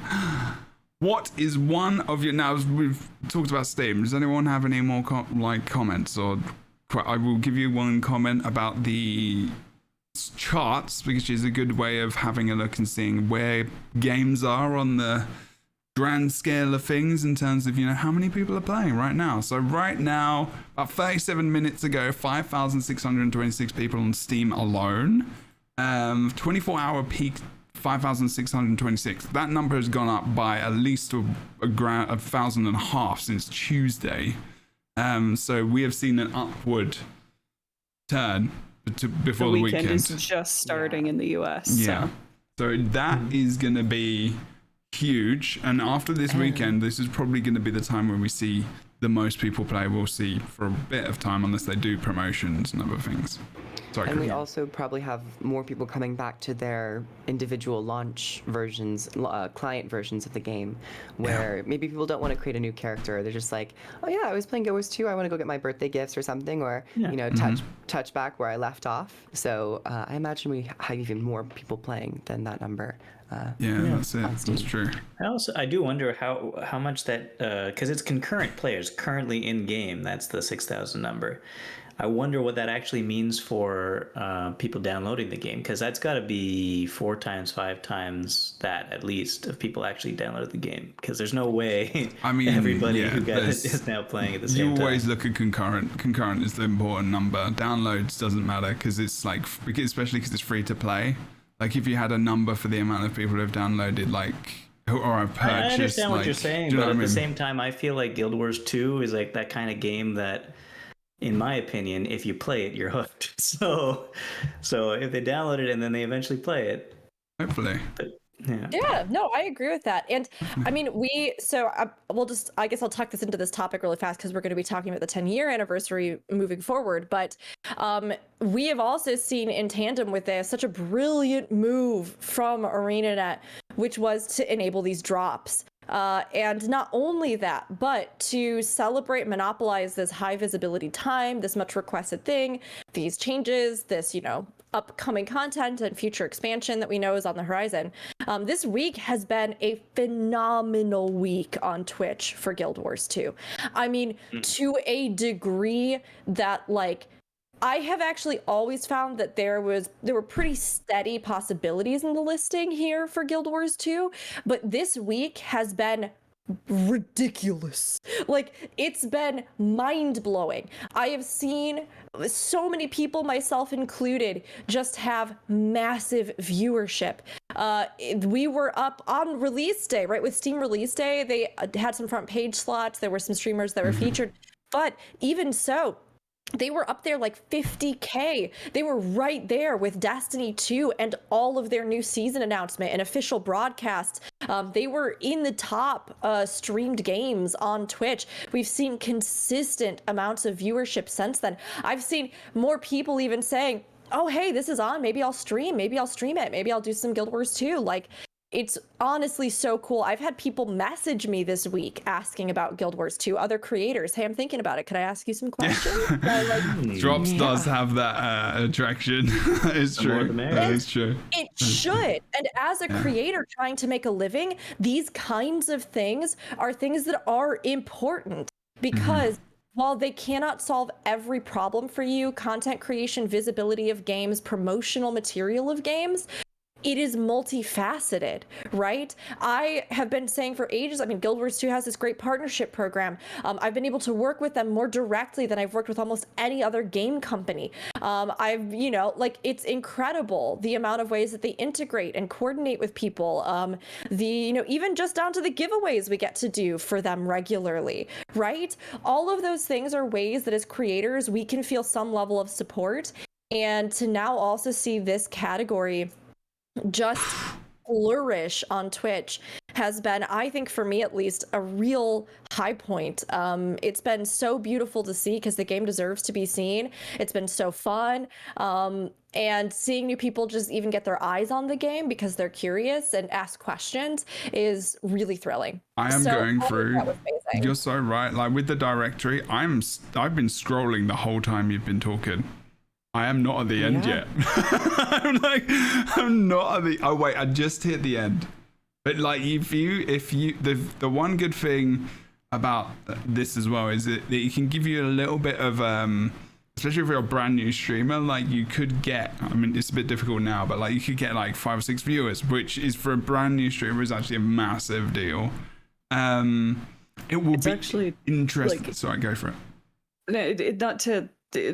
As a streamer, it is very difficult to hit that 5 viewer, and it's interesting how far down you do have to scroll to get down to the 5 and the 4 viewers.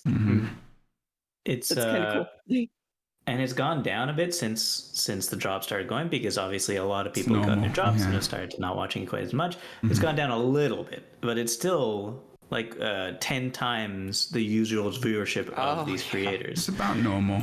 And it brings us to, if you look at the front page, just browsing all the games on Twitch right now, it brings us equal to, get this, ASMR. Oh, well, that seems very exciting. I know. Actually have a foothold in the Twitch community, perhaps. Perhaps we could have some sort of cross promotion with. Oh, okay. I can talk to some people. I just got. I feel like I should just leave the room at this point. Oh, sorry, guys. Why? What's the matter? What do you mean? That was getting a bit very intimate. We're getting a bit of a ASMR wrap-off battle here going. The ASMR battle.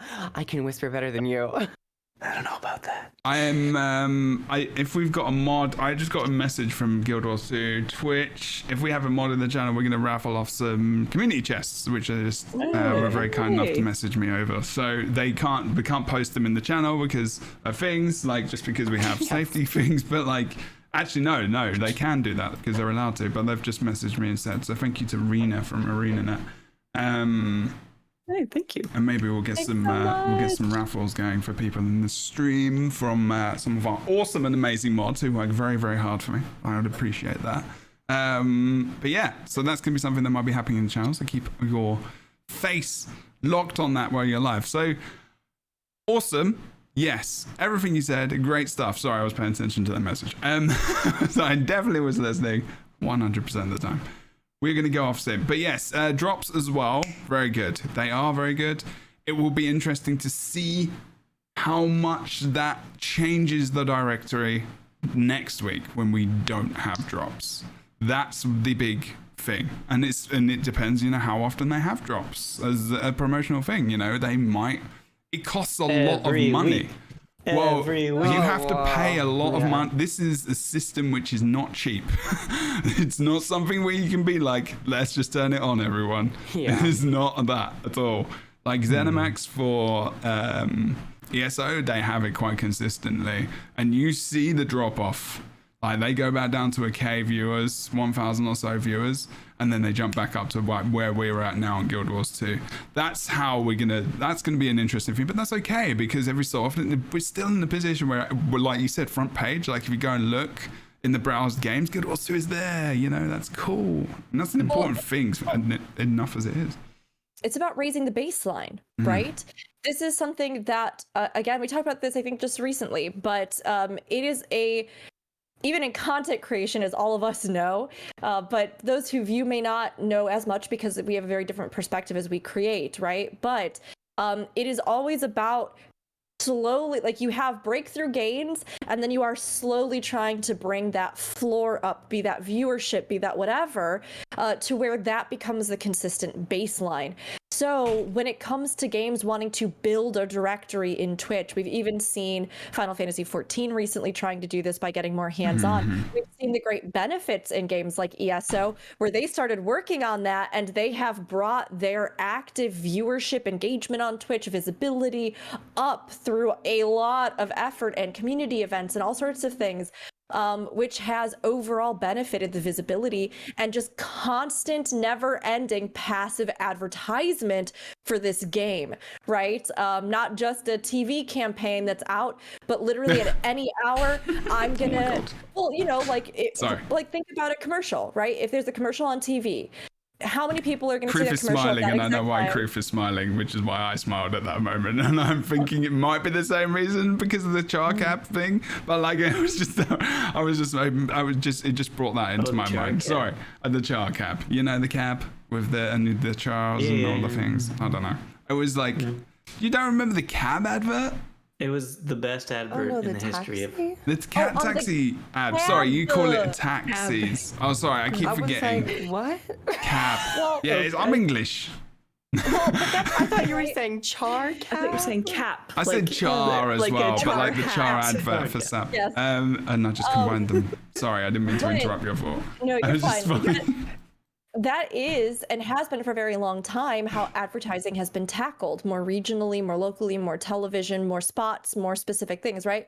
But we are entering a new age where people consume media at all hours of the day and create and release media at all hours of the day at a point where live services and live streaming exist, and where things like social influencers can make a huge difference, both in big burst moments and on the day-to-day constant advertising and recommendation and public opinion of your game. So this was awesome, and it was so cool to see. And like you said, if they can continue this in the rotation, and as we see other things, we have these great giveaways, and we already have all these other robust things in place. It's just really fantastic to see, because a lot of companies are starting to catch on. Like, we have to cultivate and grow an actual directory essentially on Twitch as well. So how can we empower individual creators to do that? And how can we look at bigger picture things like drops to continue to raise that baseline, so that where we are on the day-to-day, even without special events, slowly and gradually creeps up over time? My question is, as you two are much more experienced, actually quite a few of you are very experienced streamers, what is the best cadence for this kind of promotional event to actually raise the tide for all ships? What do you think works best? What have you seen kind of bump those numbers up in a more consistent fashion? Every day. How often? And see, this is the problem with drops. Has a significant issue. It is bad for partnerships.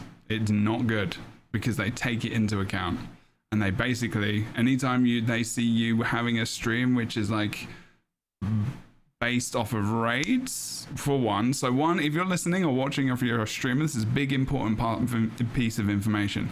If someone raids you, tell them, all the viewers, to refresh their stream, so they count as a viewer in your stream, not a raider. Because there's Twitch statistics, this is a bit of a cheat, this is a Twitch statistics saying that the people that come into your channel are not viewers, like natural viewers that come into your channel, they're raiders, and they count that against your channel. I don't think they should. This is the way a lot of people get around it, and it's just a tip. It's not dodgy or anything. It's just real.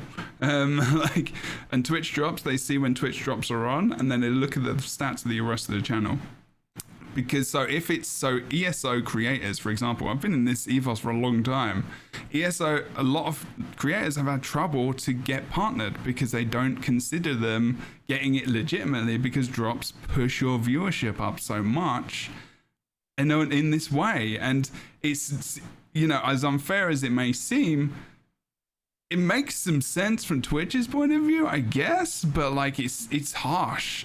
And so if it is consistent from the way that they manage and issue partnership and stuff like that, it actually can be a detriment to some people's channels. And some people say, I actually take a week off then because I push partnership this month and there's drops and I can't stream the game on the stream because I got that and it's going to negatively impact my channel. So drops are great, but to have even more value, I think if they can do it once a month for a week, I think it would be good. Personally, I think that would be the best for in terms of like people trying to grow their communities, and to have space for people that would be filling their chat in a natural way is good. But also it is good for people like wanting to do bounties and stuff and get that viewership and like be seen by other companies outside Twitch. That is a relevant thing, because I don't do that. They don't look at things like, drops sometimes.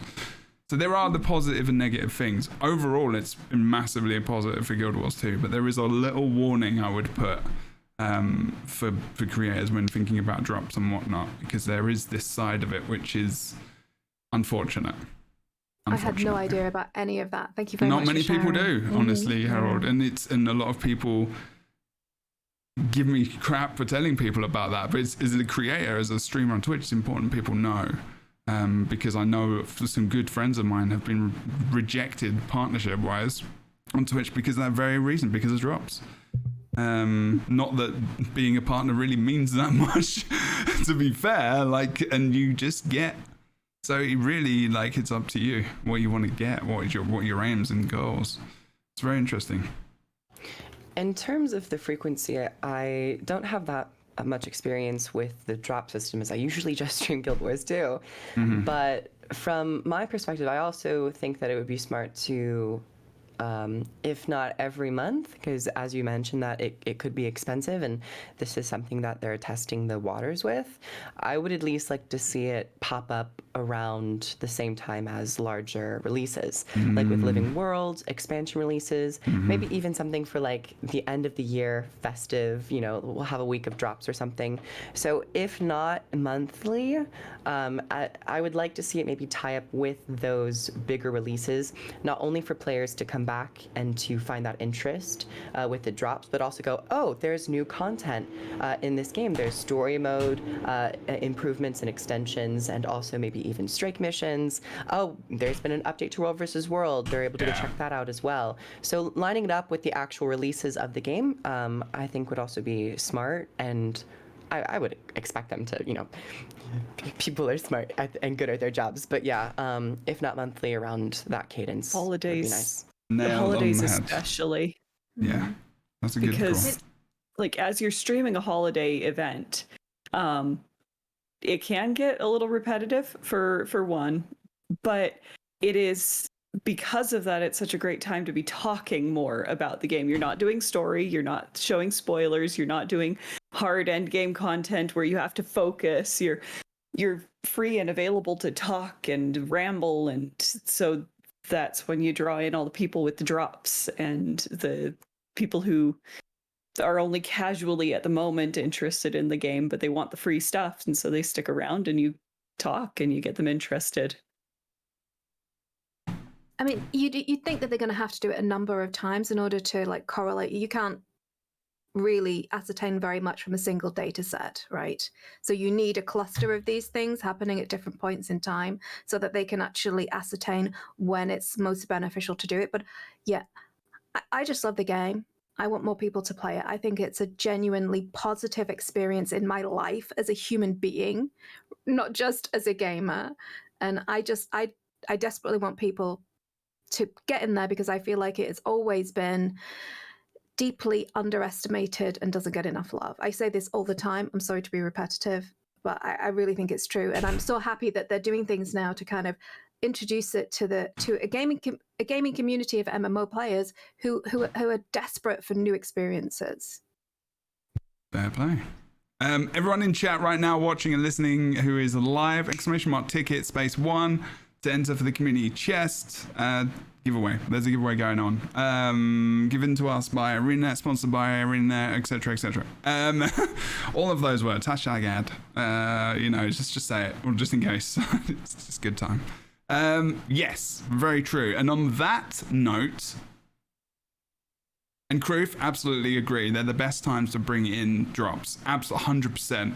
And if they're not releasing that content, fill in time, maybe. It just depends.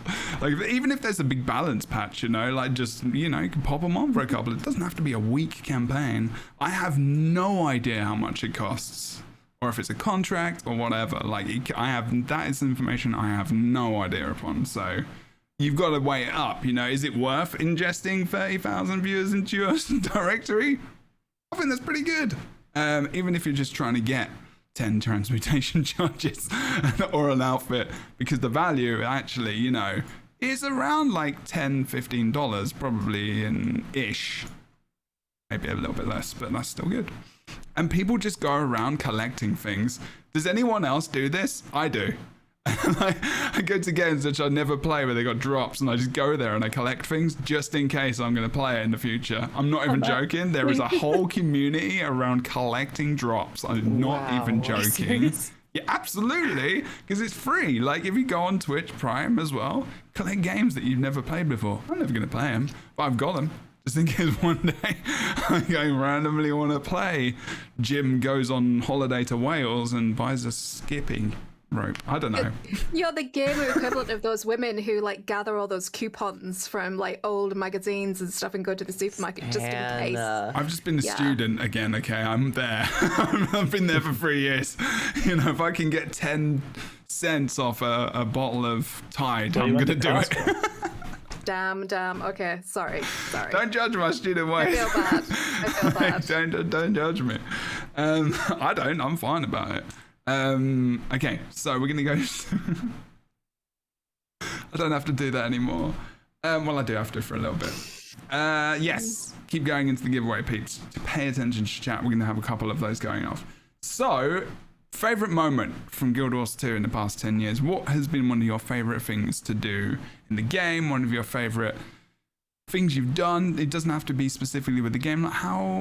Like, tell me about your fun times in Guild Wars 2. It's been 10 years. Probably had a couple of good times, right? You must have. Like, what's been an amazing experience for you? My favorite was probably the Heart of Thorns release, because it released at midnight. That was the only expansion where it released at midnight for the Pacific Coast. And I remember waiting and staying up, and it was a school night too. So, but I was dedicated, and there was a whole stream before it. The streams, even like leading up to the launch, were fantastic, but just having that experience, the countdown, and then it launching, and it was such a smooth launch. I logged in at like 12:15, and I was like so tired, but I played the very first story instance, and and the rest is history. Is that when they had the big countdown as well, and they had the 12 hours of shows or something, and they were doing interviews? I think Nick was on that as well. I remember Nick. My ex was on that. She was like interviewing like Colin and stuff like that. Yeah, I think that's what they did. I kind of want there to be another midnight drop because it was just so fun. Yeah. I was in Europe, so it was like in the morning. It was just 8 a.m., 9 a.m., and I was just like, what's happening? An MMORPG gets launched during the day? What? Cool. I guess it's always during somebody's day. That's true. But like Europe, like that hardly ever happens. That's cool. Yeah, that was such a... Heart of Thorns was like really well marketed. That was really good. Anyone the else? Aesthetic of the expansion helped as well. It was Yes. really good aesthetic. Yeah, that was awesome. Jebro. Too many to count. It's okay. So I remember fondly the first Halloween. Oh The yeah. first Halloween was a lot of fun. They had the instance where you had to defeat the Mad King in his realm, and I remember Yeah. playing it for. I mean, I only played it for 11 hours straight with WP and a few people. Yeah. WP was doing it for over 24 hours straight. He wanted to get the drops. But that was a lot of fun. Besides that, I mean, when SAB first released, it was mind-blowing to me. That just as an extra little thing for April Fools, they'd add this entire new game mode, and yeah, that was fun. Cool. And yeah, around launch of HOT2, actually, Kroof, I think was really hype because that's when I first joined the partner program around then, just a little bit before then, and went out to you too, yeah, of course, and went out to PAX East and met a bunch of people there. Met Jebro there. Yeah, you did. Yeah. Yeah, that was a lot of fun. That wasn't particularly in game, but that was a lot of fun. There was loads of peeps there. Yeah. That was so epic because the World Tournament Series. All right, I'm gonna mix in one of my favorite moments now, because the World Tournament Series was on at exactly the same time. There was a culmination because it was in Boston, right? And so there was the hype for Heartfords, and then there was a World Tournament Series, which was the big PvP tournament at the time. You know, people were thousands upon dollars. Like, you know, Kalaris came over from StarCraft 2 for Shoutcaster, ESL. It was massive. We had loads of players there playing. That was my most hyped tournament like I've ever shoutcasted. It was on a stage. We came on after like Halo. Like, it was just like, I was like, Halo. That was the game that got me into esports. And I was Halo 3. I was just in my element, man. It was like how that game got me to want to put my passion and joy into and just do something, and then just be selected to do this thing was just so epic, and is literally the reason why I'm in America right now. Is literally the reason. Do you remember when I met you in Kalaris? Yes, and you said, who is this guy? And he's like, I wouldn't have known either. And he was like, oh, I cast StarCraft and stuff like that. And then you, I think, said, you don't know who this is? Well, right in front of him, did I? Okay. Yeah, right in front. That was probably like, to take the mickey out of him. We're good friends. He's kind of a big deal. It was a huge cast. There wasn't many commentators at that point in time. So it was like... My coffee machine just went off. Sorry. So it was like, it was a huge thing back then, like just having any commentators. So it was just weird because esports was just coming into fruition in a lot of games. You know, they were still learning how to produce, put this out there. And like, guess who was responsible in part for this as well? It was Grouch. Like, Grouch was a big driving force before this as well. And so was Colin. You know, they championed this so hard. And that's just one of the reasons why I'm so glad that they're back, because these changes are partly because of them. You know, it really is, because they know they had the experience going to Amazon and you know, everything from there, and they realized what was going on, what was going well for other companies, and they kind of started to do this now, and it's just awesome. I'm just showing this is Boston. This was the World Tournament Series. This is just like the recap. A little cold back then. But yeah, so it was freezing. Oh my god, there was snow like in Boston. Snow was like piled up like 5 or 6 feet on the side of the pavement. It was actually pretty epic. It was weird, but yeah, no, that was a great event. It was good to meet you as well. Met Inks. I think Peachy and Bog were there as well. I can't remember. I don't know about that. I don't think I saw them. I know there were a few other people I met there. Yeah, not still around, I don't think, though. It was cool though. But yeah, that's my personal one. I'm gonna leave that up there for a little bit. But like, it's a very, very proud personal moment I had. And it was very, very joyful. And it got me to, you know, where I am today. So that was good. Anyone else go before I cream more about it? Just like, oh yeah. No, it's really hard. I have to agree with Boots because there's just too many. Like, when I think back on the years that I've been playing this game now, about half the time everybody else has 5 years. It's so many moments. It's so many things that meant so much for different reasons, you know? Holy cow. Right off the bat, we were talking about Super Adventure Box, and I was thinking about the first time I ever did Super Adventure Box live on stream right after I had gotten into the game. And I had no idea. I was thinking of events in-game MMO events that were on par with like World of Warcrafts, which were always some of the most underwhelming things that I ever did. And I was like, oh, cool. I guess it's just this thing forever. All right. And people were like, you have to do Super Adventure Box work, do it. And I was like, it's like a jumpy puzzle thing. Okay. And we went in and I was just transported. I was sitting there like, why is this in here? Like, what? There are how many zones? And it's all like, it's an entire other game. Yeah. There's achievements, there's all this stuff. And then people started telling me about the like hard version of it, the challenge version of it. And I was so bad at jump puzzles. Oh, fam, I'm still not good at them. But I mean, I was so incredibly bad at them that it was a whole journey of self-discovery, public embarrassment, and coming to terms with my own self in the best possible ways, ultimately, right? But like, I was so bad at them. I spent most of Heart of Thorns dead before I got my glider. I could not jump on anything to save my life. And one of my mods was like, let's try at least the first zone on the hardest mode. And I went, all right, YOLO. And I have not laughed so hard, I think, ever on a stream. We had so much fun. I knew nothing. I hadn't watched a single guide. My mod was like helping provide information as we went. I didn't know what could or couldn't kill me. So, you know, we're like walking, I take one step, I'm dead. I move another step, I'm dead. I was like, where are you even supposed to jump? And it was some of the most chaotic, unbridled, hilarious. It was, by the end of it, I was half delirious. We made it through just the first part of the first zone to the first piano keyboard checkpoint. And I felt like I had accomplished something in this game that was beyond mortal ability.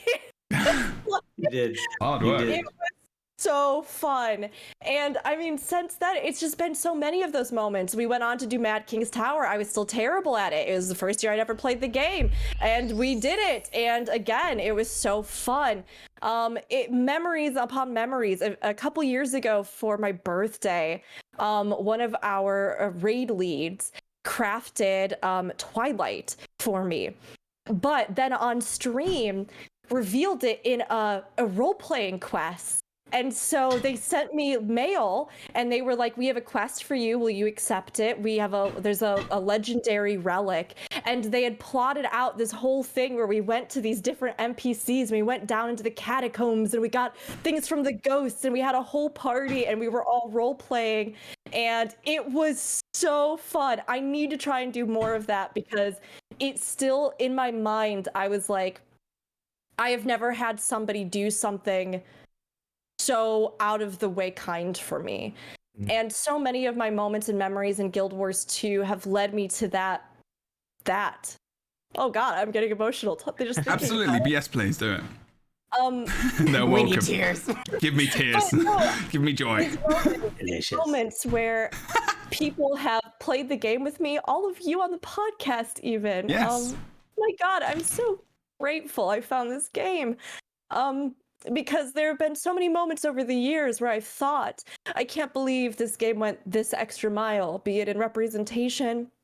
I cried and sobbed like a baby at the end of Guild Wars 2, or at End of Dragons, because of all of the beautiful stuff that we got with the wedding that's not a wedding, and non-binary representation, and, you know, my partner's been going through this journey with being non-binary, and every time we play an MMO, it's so tough for them, like, just to be honest with everybody. We make characters and either they had to pick a guy and then all the dialogue is like, oh, you're such a beefy man. Look at you, beefy fantasy man. And my partner is like, ugh. And then they pick a lady and they're like, everyone else in this world is a damsel except for you. And it's like, and every time it is such a weird thing and it's so tough. My partner has to constantly just try to fit themselves within the narrative of the world. And I got really emotional in my End of Dragons playthrough because there was a moment where it was like, my partner doesn't have to pretend like they're characters that are non-binary. They don't have to pretend like, well, if I had the choice, I'd be they, them, or, you know, like, of course, there's still more progress we can make in those regards with the CC and things in Guild Wars 2, but that was a staggering moment to me to see a game so whole hog support things that matter to me so much in my daily life and the experience of myself as a player and as an LGBTQIA plus person, you know. That was amazing. Gosh, laughing with all of you on podcasts every single time. Doing Tyria Pride this last year was my first year ever doing it, and I was again blown away. And then when I think about, let alone the amount of opportunities I've had because of ArenaNet, at a time when I never thought any company would ever acknowledge me. And I applied twice to be partner and didn't make it in. And I was like, oh, I guess I'll never work with them. And then finally did. And every opportunity that I could, I just took to work with them. And every time I was blown away. And having an NPC in this game is still something that I feel awkward talking about, but at the same time was something I never thought that when I first set foot in Tyria, when I first died 5,000 times the Super Adventure Box, when I first discovered the Griffin Mount and decided that was the one thing I was going to work toward in this game, you know, it's been a lot of steps that have led me here, and to be a part of this world is incredibly humbling. So favorite moments, it's every day, because every day brings something new and something memorable, and another person I got to meet and another podcast we got to do, and it's just a living, breathing part of my life now. So sorry, I got deeply emotional thinking about it. It's just been an incredible journey. So Thank you. Yeah, thank you for sharing. It's important. It is true. You know, and like this is the podcast, like starting this up where it was, and like the people we had on from the beginning and how that's evolved and changed, and meeting you all and interacting with you, like has been like a pleasure. Like, and the people we've had in this channel and our community and the mods and the best friends I've made through that. And you forget, but sometimes it's easy to forget how you met all these people who are in your life now, and you're like, if I never played this game, it would never have happened. Might not be in the place I am in currently, you know, and that can be different for all of us. Thank you for sharing, everyone, so far. Very awesome. Really appreciate those moments. That's my second heart. I'm a Time Lord. Sorry. Honest Scotcher Herald, would you want to share something at all? Good luck.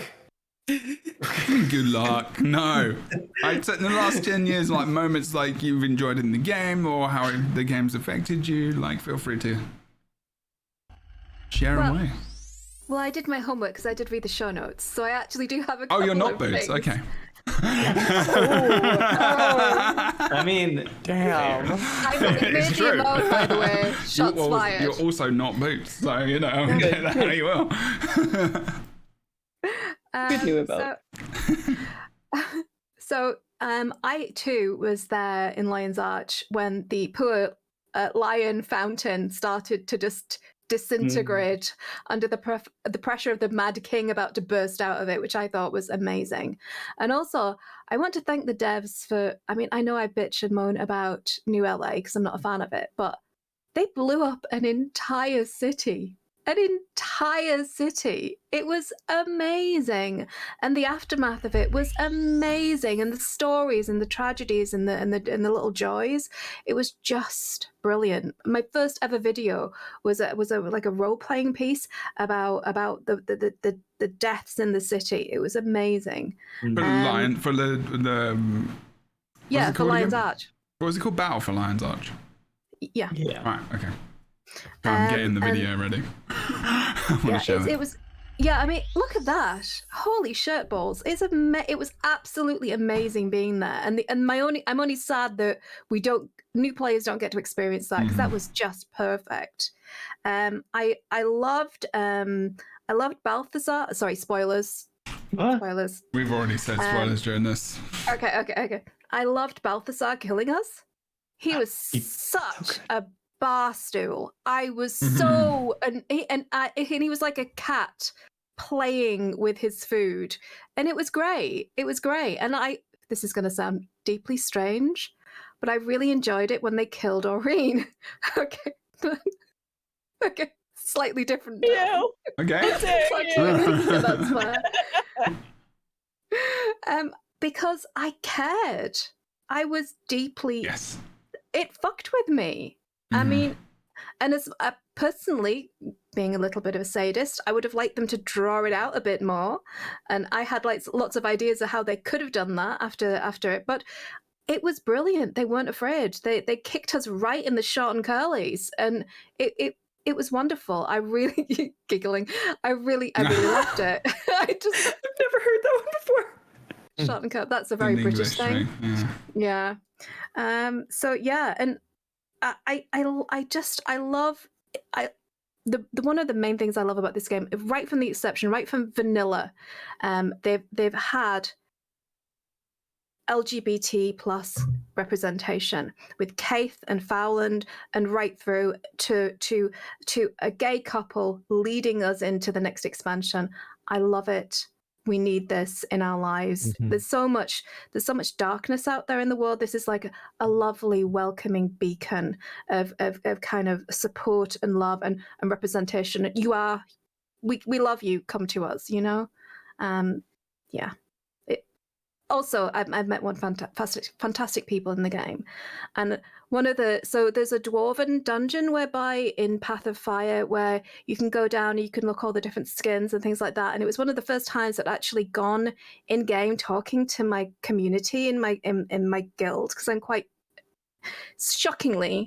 actually quite a shy person, and I get that. They were blown away by what a sweary bastard I was. Because all they'd ever seen, all they'd ever seen was like my nice. I think I've replaced my "fuck you very much." God damn it! But they were all kind of. So it was just lovely to like meet people and have them like meet me for the first time and just accept me and think it was hilarious that I had kind of two different personas of this very polite woman on the internets and then very, fishwife in real life. So yeah, the people, the places, the game itself, the ethos of the company in the cesspool of a lot of gaming companies that have just it's a quagmire. They are actually like a shining beacon of like hope. This is how you can do it. You can have moral, wonderful, good-natured game developers and a game that is wonderful and supports multiple communities. So yeah, thank you, Guild Wars 2. I give you a lot of shit, but I do love you. I do love you a lot. That's why though. That's why though. Yeah. Oh, go ahead. I'm sorry. Go ahead. Well, it's when somebody does amazing things. And you can see they want to push further, they can push further, you want to see them push it, you want to see them go all the way to truly just spectacular. Yeah. You made me think back on Fornax, that moment when the episode with Oreen's death happens, because it'll be different for players now, right? As they go through the story, they won't have to have torture where it comes out and it happens and everybody's doing fan community theories like, she ate Joko, she's fine. And they're like, no, they killed her for sure, she's really dead. And I'm on stream like, no. Like dying. I was living. What's funny is that actually at the time, I didn't even cry because like, there's no way they are not going to kill her. And everybody was like, Rook's living in denial. And then when we finally got the next episode, I like loaded into the story instance and I just started sobbing because I'd been just like trying to not think they'd actually killed her for all this time. But now I would find out one way or another. And around that time, they did a video that was a compilation of like many of the different channels that had been live at that time playing through the episode for the first time. And they cut everybody together so that it was this journey through the playthrough.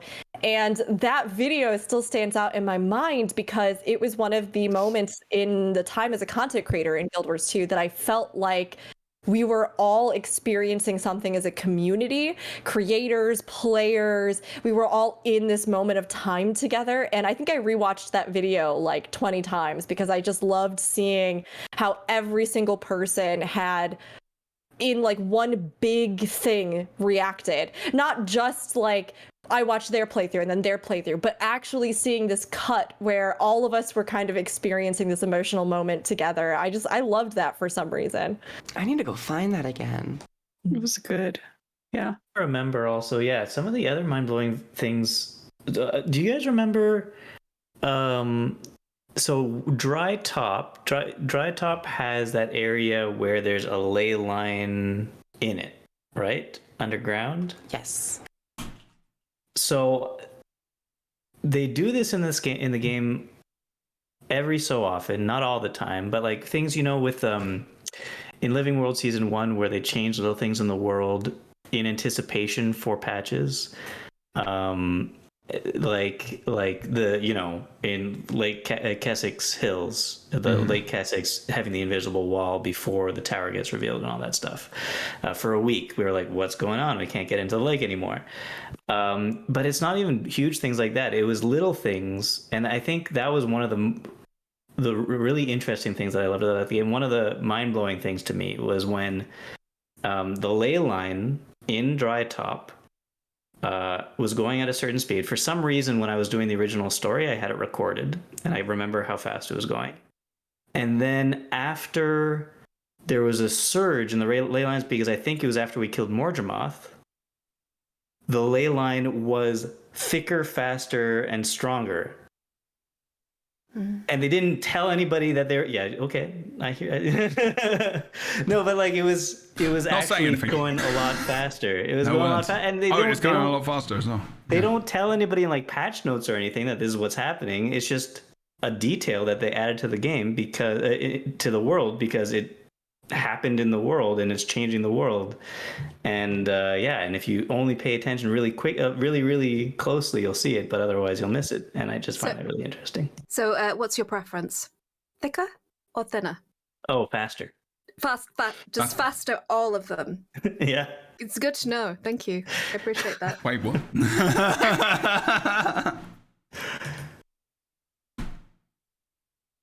Anyway, you know, those little the things that they'll just drop in and they just don't say anything. Sometimes there's been quality of life things I wish they'd call out and say because it's so good, but they just kind of quietly drop it in. No patch notes, no nothing. Yeah, we've had this conversation. Like the druid but it's honestly it's so cool that they do that. Gonna drop as well, just quickly in chat. Giving up second giveaway going for a community chest. Just 2 gave us 3. I'm gonna hopefully be giving away the other one afterwards as well. Exclamation mark ticket space 1. You have to be following to win. That quick one. Honest Scotch, I know you haven't gotten the chance to talk about your favorite kind of thing, and we can kind of digress into further enjoyment of all the things and talk about the other stuff we've enjoyed. But is there anything specific for you that you felt that you wanted to?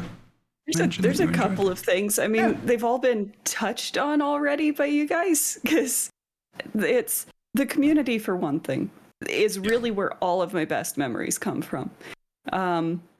There is silly thing in the festivals. One of the reasons the festivals are so near and dear to my heart is I have made many friendships, many lasting friendships through the festivals, as we're all just idly farming and chatting and being goofy in chat, running the Mad King's Labyrinth. There's a couple of guilds that they are completely geared towards running the labyrinth, and they come every year loaded with jokes and food and shenanigans, and we're just absolutely ridiculous fun times, just romping through for hours with the Mad King's left sock.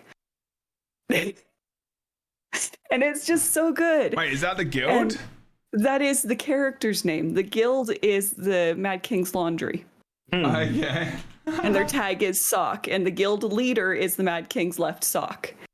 And they all have a character that is an article of the Mad King's Laundry. And every single one of them, I actually never ran into them. Oh. The socks were the ones who did the leading. But just hours and hours and hours of joking around and goofing around with these random people. I look forward to meeting them again every year. And I know technically I could get in touch with them during other times of the year, but it's just so special to have these kind of festival friends. Festival friends, I love it. That's so good. And then there's other people. There's this one. I've got a couple of friends who I just every now and then we run into each other in game and we just check up on each other. How are you doing? How's your health? How is your life? Because as someone with a chronic illness, I meet a lot of other people with chronic illnesses. And this is our kind of touchstone with reality sometimes, as funny as and roundabout as that seems. I have this one friend, every time I see them pop online, I'm like, how's your health? How was that doctor's visit? How have you been doing? And this is our safe space to come and talk about things. And so a lot of my best memories are just like looking forward to seeing these friends in game and going around and killing spiders as we talk about the frustrations of life. And I guess one other thing, I don't want to take too long here, but Rook, you were talking about your partner and their journey through discovering how they fit in the world.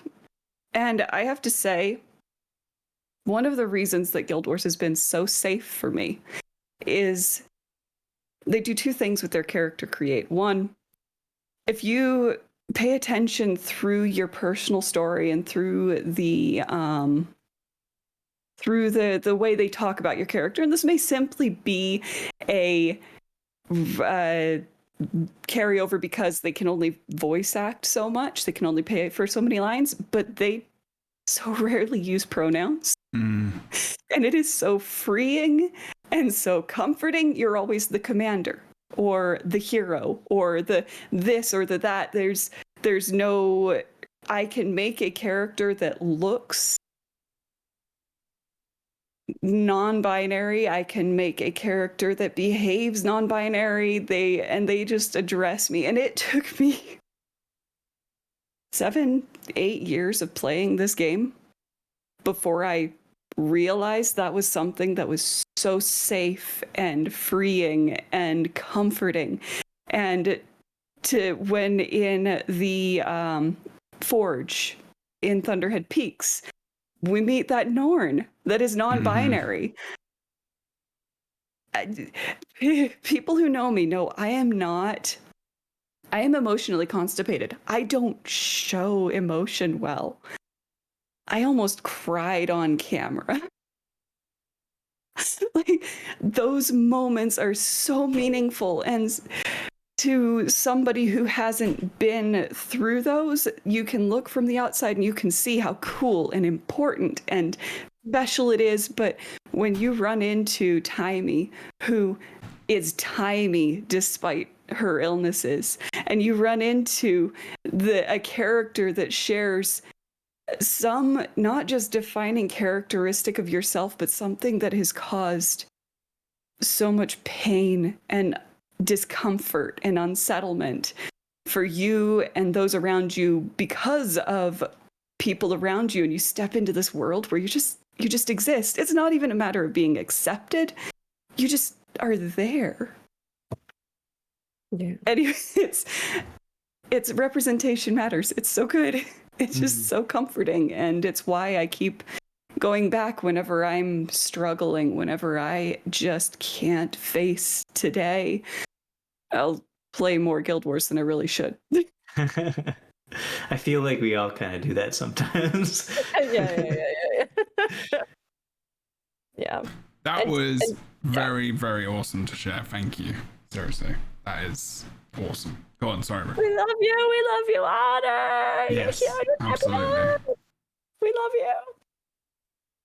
Yeah, over the years, Guild Wars 2 has made strides in representation. It's absolutely true. It's even at the start, though, like just the design of the races is in a small way trying to make strides towards representation as well. I think the Sylvari as a race, are very Malleable. malleable. That's a great word. Yes. Okay. Malleable is a good And word. Asura, honestly, I think they're designed to not be able to tell the difference between whether or not you're a girl or a guy. And I there's a think, reason why I have so many more Asura than any others. yeah, makes Yeah. sense. It's just They it's avoided good. a lot of those tropes. I mean, there are, of course, you can even see how over the course of the game they grew and expanded, which I think is so fantastic too. I mean, I have friends and people that I know that play this game, whether or not you're someone who, like, when you look for a game, you care about representation or whatever. Regardless, I have so many friends I know from so many different walks of life, places, like they've grown up in different parts of the world, who go into the CCU or go around and they're like, oh my gosh, they've got like a ton of textured hairstyles. That's awesome. I've never seen like my hair in a game. Or they're like, oh whoa, like all this inspiration in these zones and the way that they do this. Or like, we've been all over the world in the game, and I think Guild Wars 2 is a world that's big enough to encompass our own worlds, diversity and range and landscapes and cultures and people and everything, and then go even further than that because it's a fantasy, so you can just go completely wild and build off of all of these things. And I love that, just, I don't know, incredibly rich world, whether it's a meshing of genres or it is representation in any form, or it's a diverse cast of characters where they are, just a part of this world, and the world is richer for it. I just love it. I love it. I mean, they even dive into the loss of a parent. They don't hold back. And speaking as a person who's lost both my parents, I think that I was kind of more forgiving and understanding of Bram's story and how he reacted than many people. He got a lot of the character got a lot of crap from the community because they just saw him acting out, lashing out unreasonably. Of course, it was unreasonable. He'd lost an anchor. I think people don't understand that a parent is almost like a lighthouse on the horizon. And they're like a steady point that you're being tossed about at sea. And if you have a good parent, you can orientate yourself to that, and you always know that there's like a safe harbor. So when you lose both your parents, which he had because he'd lost his father and he didn't connect with his mother until later on in his life, he was completely like cut adrift. And when you're untethered, you do act out and you do lash out because you're kind of flailing. And I think that's I don't know that they had enough time to really like dive into it, like didn't have enough time to really explore Taimi's illness as much as I would like in Path of Fire. And I hope that they circle back to that and how she's coping with that and how she kind of her journey through her difficulties. But the fact that they were brave enough and they had the humility enough to try and tackle these difficult stories and try and tackle people living with long-term disabilities and loss, it's huge. And I have nothing but respect for the writers. Even when they miss the mark, they're stepping up to the plate and they're taking the swing, and I have nothing but respect for them. And I love that they're bringing back season 1 so that we get to see Bram's establishing times, because that's helping me understand him so much more and see, because you can actually see the seeds of what led to him acting so bullheaded and so unpredictably. Like you now we're getting that establishing time to see where he came from. Yeah, his mother was being protective, but also quite a dick to him. During the season. Like, oh my gosh, I wanted to slap her upside the head. Yeah, I'm gonna go ahead and say that for the longest time, I too was one of the people who was getting quite annoyed with Bram. But it was actually Rook during one conversation with you talking about Bram. You brought me around to really, empathizing with him, and also the fact that he's 16 years old when they're starting the story. It's like, yeah, of course you're gonna be, in turmoil and also a bit of a dick because of what happened to you. Yeah. It was this podcast we were talking about. But that's the thing as well. As we get older, we mature ourselves, and we think about the stories more, and the games we play, and the world as we experience it. And we start to lose parents, and we start to get older and we experience grief and loss and we know what we go through, we can appreciate other people's experiences. That is empathy, which is what you said, Boots. That is what empathy is. A lot of the time we do have to go through these things to really truly have that empathy, because sometimes there are some things which empathy is about, understanding someone else's feelings, but sometimes you cannot understand someone else's feelings without going through that, because true loss is a thing. Like we've all experienced loss in some way, shape, or form, but like true loss, like a parent, something like that, where you're talking about Harold as an anchor. They're above you in terms of age, in terms of earning, in terms of all these different things, and that's a huge loss. You're next. There's our mortality we think about as well, and there's all these different things, and I think they do bring up these issues in the game. Like they do often do it, and it's very well done. And I think we do forget how well they do it, because if we think a character is a dick, they're doing their job well, because we're supposed to, like, to a degree, we're supposed to feel like this is the truth, but also it's something we can do where we can analyze it and think, why is this? Why are they like this? Like, a lot of games don't give us that information. They just don't. They don't give us the history and the past and, the relationships with parents, because relationships with parents are a lot of the reasons why we are the way we are, and we can recognize that and change the cycle as we move forward, thankfully, for hopefully those people come into our lives that instigate some change within us, which is very, very awesome.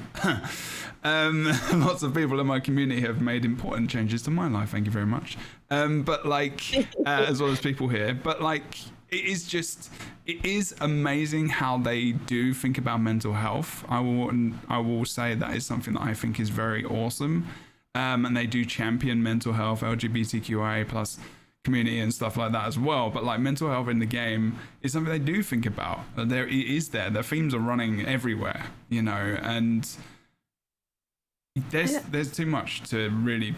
It's like we need another week maybe. But there is just so much. Personally, like for me as well, like everyone sitting in this channel right now, Bogart just raided us. I didn't even say, one of the most important things I did in Guild Wars 2 was being at the launch of announcing the release of Heart of Thorns with him, Aurora Peachy, and Chronic Gamer, who used to commentate Guild Wars 2 PvP with. We got the opportunity to sit in front of an auditorium of people and almost 100,000 people online on Twitch watching us talk about what we thought was going to be happening literally there. We didn't even know it was going to be announced, and we got to react live in front of so many people, and it was such a privilege to spend that time with them as well. And it was I want to watch so that awesome. again. How much were you actually predicting stuff? Yeah, we were predicting stuff before, and then afterwards we were just sitting there gliding. You could see our reactions afterwards. We're just and Ruby's there as well, and Jennifer Hale is flipping handing off to us, and I'm just what is life right now? That one's a comfort video. How much did you get right? It's nice. Huh? How much did you get right?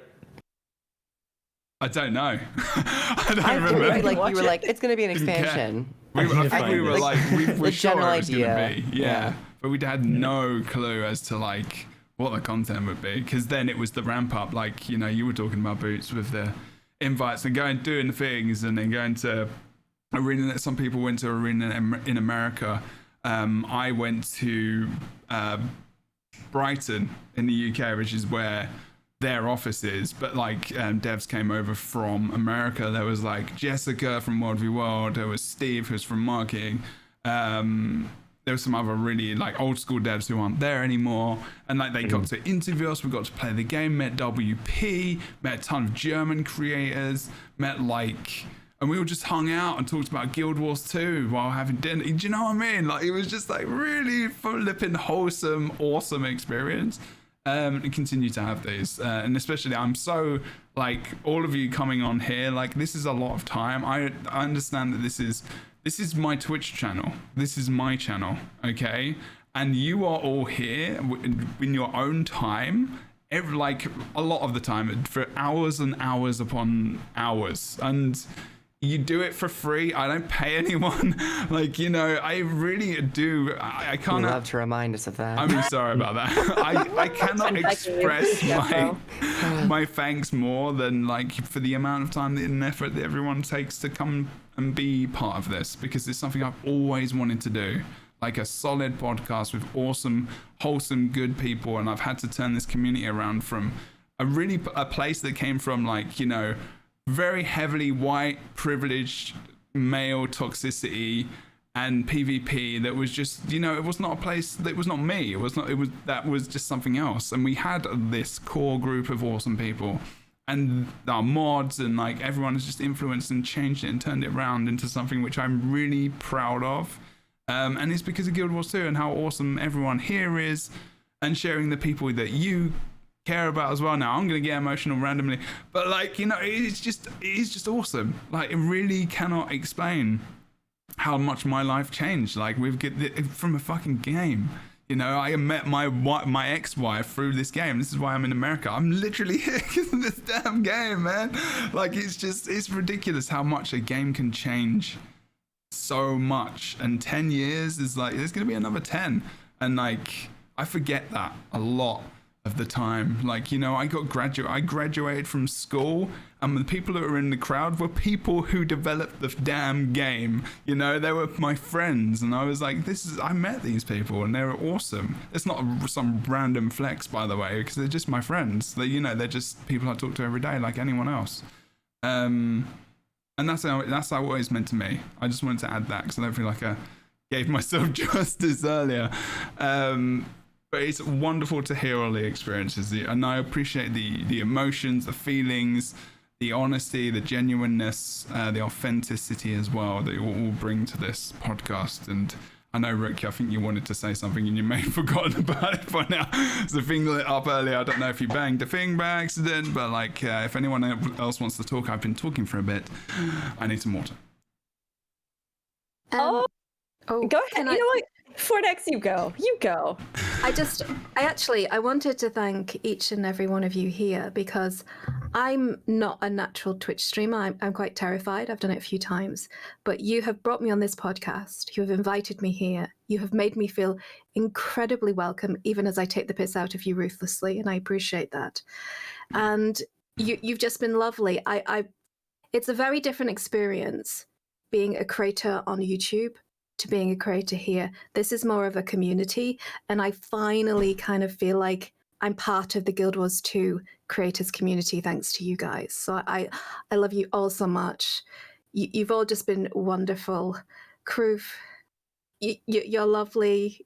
Jed, Boots, Outtro, and Rookery, you've made me feel so welcome.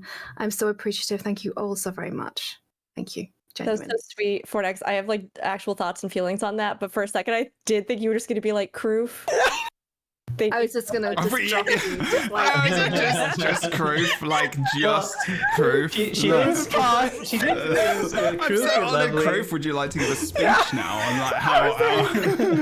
I was like, oh, okay. I heard Kroof, you're lovely. Jeb, Boots. Yeah. You're right.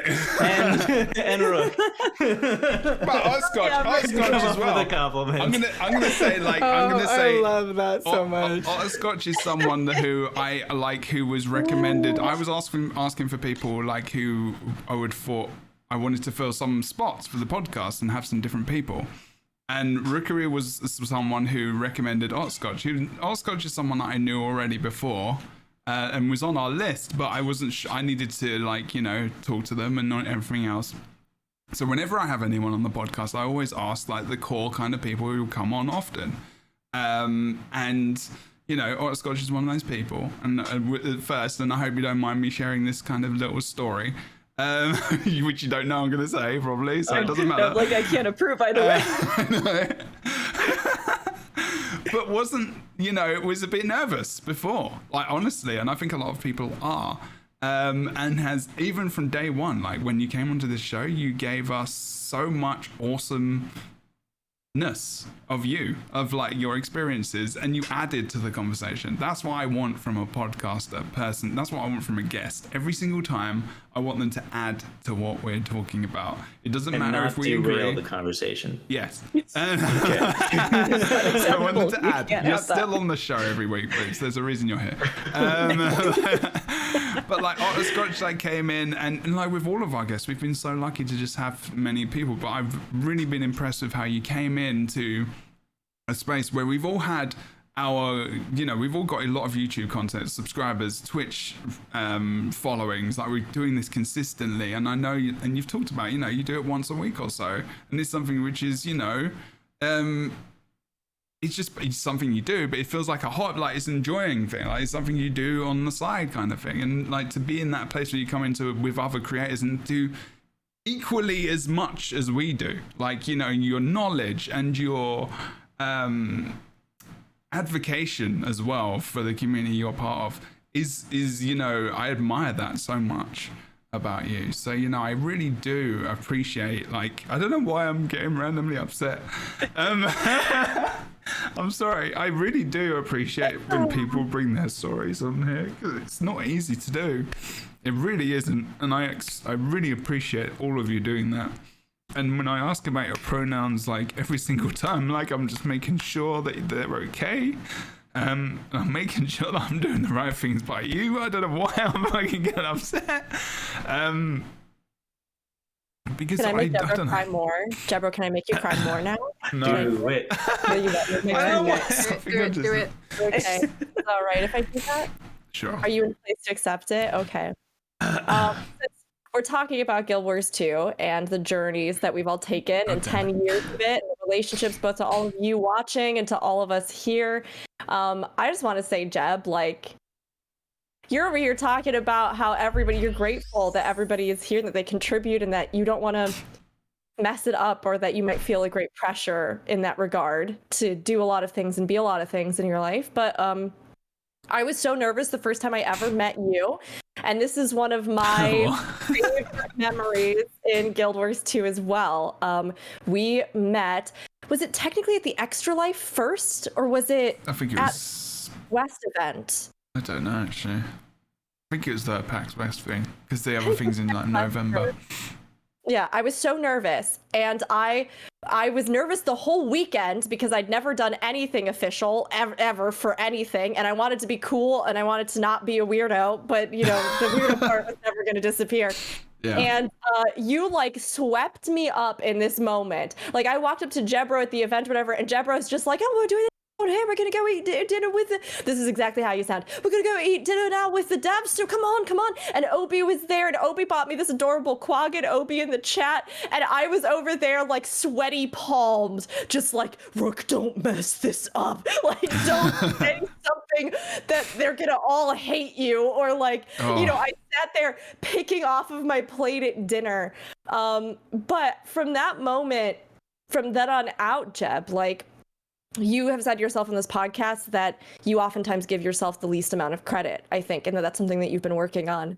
But you made a space here for all of us and for the community to connect. And you have encouraged people in your own journey of learning to reveal their true selves and be a part of this. And you acknowledge people of all different paths of life and walks of life and content creation, and you've been trying to do nothing but be a better each day positive influence in this space. And I remember the first LightBringers podcast that we did, and this one is really important to me because we were kind of coming in, and I think I hadn't met Kroof that much before that point, and Boots, we never talked to each other, and it was like we were going through the initial couple rounds of, I guess, the LightBringers podcast. And I came out of this room and I said to my partner, I have never had so much fun in this space. I've never had so much fun talking to people.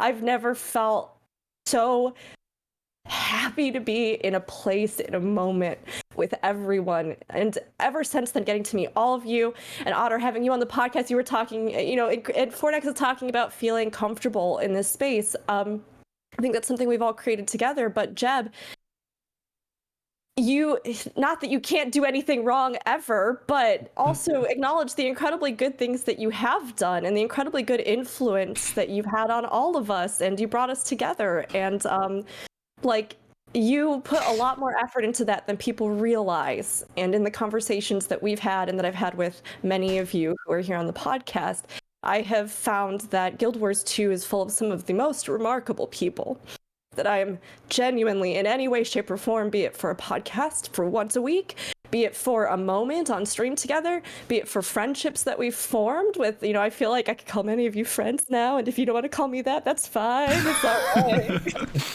But I think that the reason that this space feels so comfortable and like there is a sense of community is not just because we are live on Twitch. I've been on many podcasts, I've been on many things where I did not feel how I feel when I talk with all of you every Friday. So I just wanted to say that whoever's here and whatever we're doing, and if we're taking the piss out of someone, which Fornex, I love when we do that. It makes me happy, makes me giggle. Whether it's anything, is Boots talking about the ridiculous thing where he's gonna level, but he's not gonna wear any boots, or is Proof dabbing into oblivion, or I finally get to see Otter's wonderful face at long last on a podcast together. Yeah, that's awesome. This is special, and Jeb, honestly, a lot of that is because you arranged something for it to be special. So just know just know that. And then I'm really grateful. I'm so grateful that we talked and that I didn't spill my food all over myself that first time. And that you didn't hate me, and that we then got to hang out and get to know each other, because I can't imagine my weeks without all of you, without all of you in chat anymore. Yeah. So Thank you. was a big part of that. Yeah. I wanted to point out, it is kind of remarkable that I am a small beans creator. I count it as an enormous victory when I have 12 viewers at my peak in a stream. And you have created an environment here, even within an amazingly accepting and welcoming community. You've managed to narrow down and make this wonderful little bubble here where I feel safe kind of exposing myself to a much larger audience. This is 10 times my peak viewership. And yet, you all here, Jebro, what you've done, I feel okay being here. And you don't, awesome. I don't feel less. I can imagine if you guys were not so comforting and welcoming, I can imagine the imposter syndrome that would be making it impossible for me to participate in the conversation. But it's so much fun. It's just so much fun. That's such a good example of adding imposter syndrome. Yes. Yes. I sometimes feel a little out of place because you all speak a little gooder than I do. So I'm from London. I don't know. Speak very good, Boots. You speak very good. Oh, okay. Thank you. Seriously, really, Thank you all. Yeah, that was really kind. I appreciate it. I'm not trying to make this the Jebro. I have a problem with it, with We've done that. taking compliments. So I We love you, will mate. just say thank We love you. you. No, I appreciate all of you for the amount of time. I don't know why I got so. I don't know. It's just I think you do forget sometimes how impactful things are, and the mods are some of my closest friends as well. They mean a lot to me, and they help me grow and get better. And Really Geek and Rylus and Gribble and Mazer and Jactrius, everyone is just they're so good. And everyone else as well. And I'm still trying to move and change and grow as a creator. I'm literally have been changing everything about what I do. Every day I'm trying, and just trying to include other people and talking to other people is the highlight. I've literally said to whoever's there, I look forward to that. When I was in school, the podcast was my anchor, weekly. Honestly, to have fun and talk about the game and just nerd out about stuff, because I needed it, man, so much. Time is the biggest currency for me. is the biggest currency. Like spending time doing something that might not benefit you in the end, like, you know, is like, but it does. Like in relationships you form, the real meaningful stuff that matters, not money, not like, do you know what I mean? And it's just so good. It's so good. And I'm like seeing all of you grow as creators and the content you put out and the opportunity I get to share what you're all doing in one way, shape or form, whether or not you're creating this felt dinosaur, raptor or dragon thing. I don't know what it is anymore. Whether or not you're wearing no boots, fishing your way through Guild Wars 2, you're advertising HelloFresh and you're saying that you're going to slay the competition. You're looking at you're trying to progress through your first legendary journey, or, you know, like Rook is, and then like Fornax just creating epic outfit content. I'm just, you know what it is. Yeah, I'm wondering about the face that Fornax is going to pull now. But like, I appreciate what you all do. Like, it's just like I'm lucky to be surrounded by people who are so talented. And I would say, like, please, if you are listening to this or you're watching this anywhere, please go and follow all of these people. Like, you have to. They all bring something very unique. Choice. Like, you have no choice. Like, they all bring something very unique. They're hilarious in their own ways. They're talented. They're skilled. And they are open. They talk about stuff which is meaningful and matters, you know, that matters to me, that should matter to more people. They talk about, they share their feelings, they share things about their life. You know, you can really connect to all of them. You just can. Like, and I cannot, like, express that enough. I know I might have gone off the topic of Guild Wars 2, but it's all important. I think it's something we've revisited several times, is that community is core to the Guild Wars experience. Mm-hmm. At the end of the day, we kind of are Guild Wars 2 in a strange way. Putting so much time and effort into a game, especially at like such a level. Clip it and ship it. Like the community, Oh my like, god. Our time is Oh my now. god. like at the end of the day, we are the guild. We're all just going through this beautiful, magical art piece that many people create, and then we create more art off of it, and we share emotions. And that's why I love MMOs, because you get to connect with people on so many various levels. And having the privilege of doing content creation has been so unique. And I sometimes would always dream of it when I was younger. And I was super nervous meeting you, Jebro, because I used to watch you all the time. I know, yeah. In elementary school. And for a long time, I've maybe felt like I'm still that like 12-year-old. And by doing Twitch and YouTube, I've felt like I'm actually maturing in life, and I'm feeling more secure. So yeah, I'm just echoing that. Thank you all for what you do. Thank you. You're wonderful, delightful, Awesome. amazing, hilarious human being. You're fantastic. You're just buttering up so you don't destroy her in the cooking competition. I know. You're going down, Rick. I need you to cook bad next week, crew. So I saw that if meal I you say made. enough nice things. No. I wanted to say too, as a total side note, Crichton, this is so funny. I'm sorry, I always call you Crichton or Fornax, because I actually knew you as Crichton long before we were ever on this podcast together, because I have several members of my community who love your glamours and love your lore content, and who to them it meant so much more than even just like, because I know you sometimes are like, oh yeah, my silly fashion videos, you know, but to them it was such a huge part of the way that they were able to be themselves in the world. And they would share things with me and videos. And so the first time that Jeb told me you were going to be on the podcast, I was like, the Crichton Herald is on our podcast. I was like very excited. I was like, all right, be cool again. You don't have food this time, Rook, so you can't spill it on yourself like you were scared you were going to in front of Jebro, but you could mess this up still. So Oh no. You are there's that imposter syndrome. There it There it is. is. Thank you. Yeah. I think we all deal with it. We all deal with it. Oh, but really, you are just as witty and wonderful and open and vulnerable. And I know that takes a lot of bravery and a lot of strength and resilience. And I love your content, and my community too does. And honestly, everybody. I love all of, no matter how big or small, right? Numbers in this game are so weird.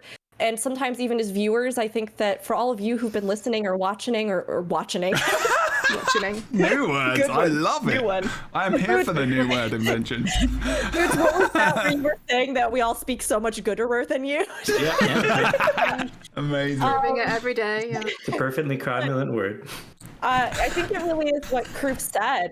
We are the Guild Wars. We are the Guild. We are Guild Wars too. Yeah. We are the Guild, and we are all a part of this community. And so to those of you who have listened, watched, or you've gotten a laugh from us talking, or like, honestly, I'm so inspired by everyone here. I am so inspired by like Otter from the moment I think you came into chat and we were hanging out. I was like, I love Otter Scotch. I will keep this one. I love this one right here. Good energy, good vibes, just biggest, kindest heart. Oh my gosh. Boots, you as well, like, you just never give yourself credit. I know last week I was talking about you being quirky, right? But honestly, I love it because to me, that was, I don't know if it came across, but that's like one of the biggest compliments to me, that you find new ways to love the games you love and that you engage with them and re-envision the world. But also that from the moment you've been on this podcast, you have been nothing but kind and considerate. You have had such a good sense of humor. The tiniest facial expression from you sends me. I just like, I lose it. And you just so kindly and generously share yourself with others and the way that you view this world and game. And also Kroof is here. And normally Boots is here, but this time it's Kroof. And I enjoy just being here. Kroof is competition now. yeah, I'm gonna You're be seeing the competition announcement on screen. Yeah, we can't be playing favorites. we can't. I've got to throw down. As just, to wrap that up, if this is the Guild, as of next week, it will be the Wars, because we're bringing it. With that Oh my god, yeah, I got to think about future topics. competition. So I'm ready, Kroof. I'm ready. Let's outcook each other. Maybe we should have a live podcast just analysing who we think is better, like a cookery. They're going to call you cookery now. Ooh. Cookery with rookery. Cookery with... Oh my god, yes! Wow. Yes! That's gold. It's right there. cookery with rookery. But yeah, we love you all too. Oh wow, it's correct. Just doesn't like that. I'm just gonna skip it past this because I don't want to carry an entire spin-off show, and I don't want anyone to get idea. I'm sharing. Copyright it. We've been sharing Kroof's video for like the whole time. I know. I'm just like, yeah, it's so I'm good. watching it right now. Did you just pour olive oil into your palm? Yes. That's what it looks like. But no, it was in a small little thimble. But I made it look like it was into my hand. Oh my god, amazing. Sometimes I do. Like, it's a nice moisturizer. Wait, sometimes you put olive oil in your hand to moisturize? No, if there's like excess and it like spills on the bottle. You just rub it in. Yeah. Okay. Waste not, want not. Wait, was that Emmy.exe that is Yeah. also doing it? Oh, that's great. It's Emmy and I. Yeah, I'm that'll be looking fun. forward to watching that. Is that what's the channel for that? It's going to be on all 3 of our channels, as well as the Unleash the Feast official Twitch channel. So it'll be streamed to various locations. So you'll Guild be able Wars to 2 catch it. Directory? I don't know if it's going to be on Guild Wars 2's channel. Okay. I think it's just on our 4 But channels. you're going to be in the Guild Wars 2 too, or is it the art, or is it the food directory? I don't know, I actually. don't know. Probably the food. Oh Or my god! IRL. Probably we are Guild Wars 2.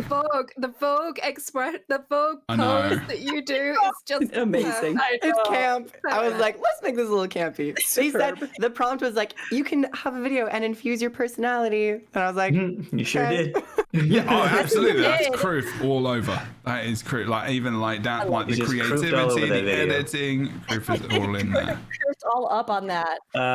I have nothing to base this on, but I'm pretty sure Emmy's gonna beat you two. I have a feeling that Emmy's going to be the dark Wow. horse. Yeah. Boots has Yeah. no faith in our Lightbringers. I don't know. guests. I have to- I've seen her raid, and she's pretty good. I think she could do some things. in the kitchen. Maybe they focus on the raiding and not the cooking. You know, it's a different thing. Yeah. Okay. Yeah. Like, I don't know. I think You're going down, Emmy. You're not even here. You're under the bus. Emmy's awesome, but like, An alliance. oh, you know, you've got to get. You should team up. Like, you know, talk about your tactics and your strategies Yeah, while you're before. cooking, get someone to like Gift subs to them. knock on her door or something and distract her. Yeah, Oh my gosh. I think that's important. No. Okay. No, I mean, Okay. Guild Wars 2 is incredible. I mean, let's just wrap this up. I've been trying to bring our segues this episode, but I mean, honestly, it's like, as a siren goes by in the distance, don't mind that. Shh, the Guild Wars era is starting, but not quite yet. No, I really is incredible, and I appreciate everybody listening to us, even every week, let alone in these moments, and for all the smiles bring, because obviously we're all here on cameras, we're all here on mics, but every single one of you has a voice that we hear just as loudly, and to be a part of this community in all of its ways, to run alongside the devs or hang out with all of you, to work on our achievements, our legendaries, the day-to-day, to raid with you, to do strikes, to put out in the Discord one day on a whim because you realized there was a piece of gear you wanted from the dungeons, and you're like, who wants to do, I don't know, an absurd amount of dungeons with me, and somebody agrees to come. I mean, it really is incredible, and the medium for all of this has been Guild Wars 2. So thank you for 10 years, whether you've been a part of it for a day, whether you've been a part of it for all 10, whether you're somewhere in the middle. Thank you for everything to come. I am so grateful for this game and for each and every one of you, both here on the cast, listening later, or if we even just happen to pass each other in game. What an incredible world to be a part of, honestly. Hell yes. Okay. Thank you. Yes. Good way for us to kind of meander onto a little bit of a exit, because I think we've been here for a fair while, and I am trying to get these podcasts a little bit more refined in time-wise, but I know that I failed in that area every damn time. So thank you There's so a much. question in chat. Oh god. Fornax, if you like to share, you don't have to. What do you use for your avatar? So I use Adobe Character Animator. Okay. And then and it sees what you're doing, and then it okay. That's me blinking. Smiling. That's cool. Yeah. Okay. All right. I hope that answers Is the that question. where you just wanted to derail us just at the end there, did you? Was this the end? Yes. No, are we done? We have to leave it on a Boots note. Yeah. Well, I'm gonna do some other notes, but also we're gonna wait until August Scotch gets back, because I don't want to say goodbye without them not being here. Actually, Sure. just a sort of like, so you invited me onto this show quite a while ago, and I've been coming on for quite a bit, and you invited me on at a time when I was the only reason that I'm still doing content creation, this is going to sound really weird, is because of this show. I'd got to a stage where I felt very isolated doing, how when you it's absolutely. super isolating. Absolutely. People don't just realize, and it also, doing content creation for a game takes you away from the game that you're playing a lot of the time. Yeah. So you can't play, especially with editing. Editing is a long process that people don't understand if they don't do it. It's as privileged as it is to be a content creator. It is a very less than minimum wage most of the time, and very isolating, and genuinely coming on here these few times that I have, and just feeling like part of this community has allowed me to kind of get back into it and keep going. So that's no bullshit. I'm not one to blow sunshine up somebody's ass. That's not who I am. Just a nice side. Very true. Thank you. So genuinely, I really appreciate all of you. So there you go. It's been awesome to I get that. I understand that for sure. I think we saw a lot of nods going on there when you said that, because it's like you're right. It can be very lonely, and it can be, especially when you're in a big pool of people, and like there's so many of you, and you see people interacting and co-oping and doing groups, and they're enjoying each other's company, and like, where do I sit? Where am I? And I think part of my own wish and desire was to get more people together in places like this, and like good people, not like people who I feel like are isolated, but maybe we do reach out sometimes just unconsciously to people who might need it at the time. I don't know, like sometimes we do, sometimes we just don't, and we just think people are cool. And you like throw it out there, and you're like, would you like to go on a podcast? Because like I get nervous about asking every single one of you to come on, and you do not get nervous about asking me. Yeah, I did, absolutely. Come on. The thing is, though, of course I did. Like, you can tell me to F off. You don't like me, that's there's some stuff, there's some nerves behind that. But I get that though. Yeah, absolutely. But It is being hard. invited is such a big deal. Being well, sorry. Being invited. Yeah, it's a good feeling. Yeah, it is. Yeah. And it's not just about. And for me, it's not just about like how many viewers you have, or like like I said before, it's like what can you add? What are you going to add to the conversation as well? And sometimes and every single person we've had on has been great. Like, every single person, and I can't get them all on one call. Like I have to have Nitro. Sorry, I'm joking. That's awful. But I've got Zoom. I guess I could do that in future, but like it would be messy. One day, probably get 9 on. We might be able to do that. We've got 3 spots down the middle. You'll be able to see us all. But otherwise, I'm going to end it. Thank you, seriously. I do appreciate that. And if anyone does have a time and you do want to join the LightBringers Guild, which we do have, it's very much just a place where everyone kind of crosses over often, I think, and there are people who are in that guild cross over between a lot of our communities. You're very welcome to join. There'll be a link in the description. Did some fractals with some LightBringers folks. I know someone else has just volunteered to do more guild missions. When I get situated in my first position as well, I'm going to start organizing some more stuff. I do want to organize more events. I want to do some more charities. I want to do some charity stuff. As I get my focus and my career and life more stable, we're going to actually be able to do that. Reader Geek has been upgrading the guild hall as well. So if you want to dedicate yourselves to helping with some items or gold or whatever, I'd really appreciate that. So thanks to Reader Geek for doing that.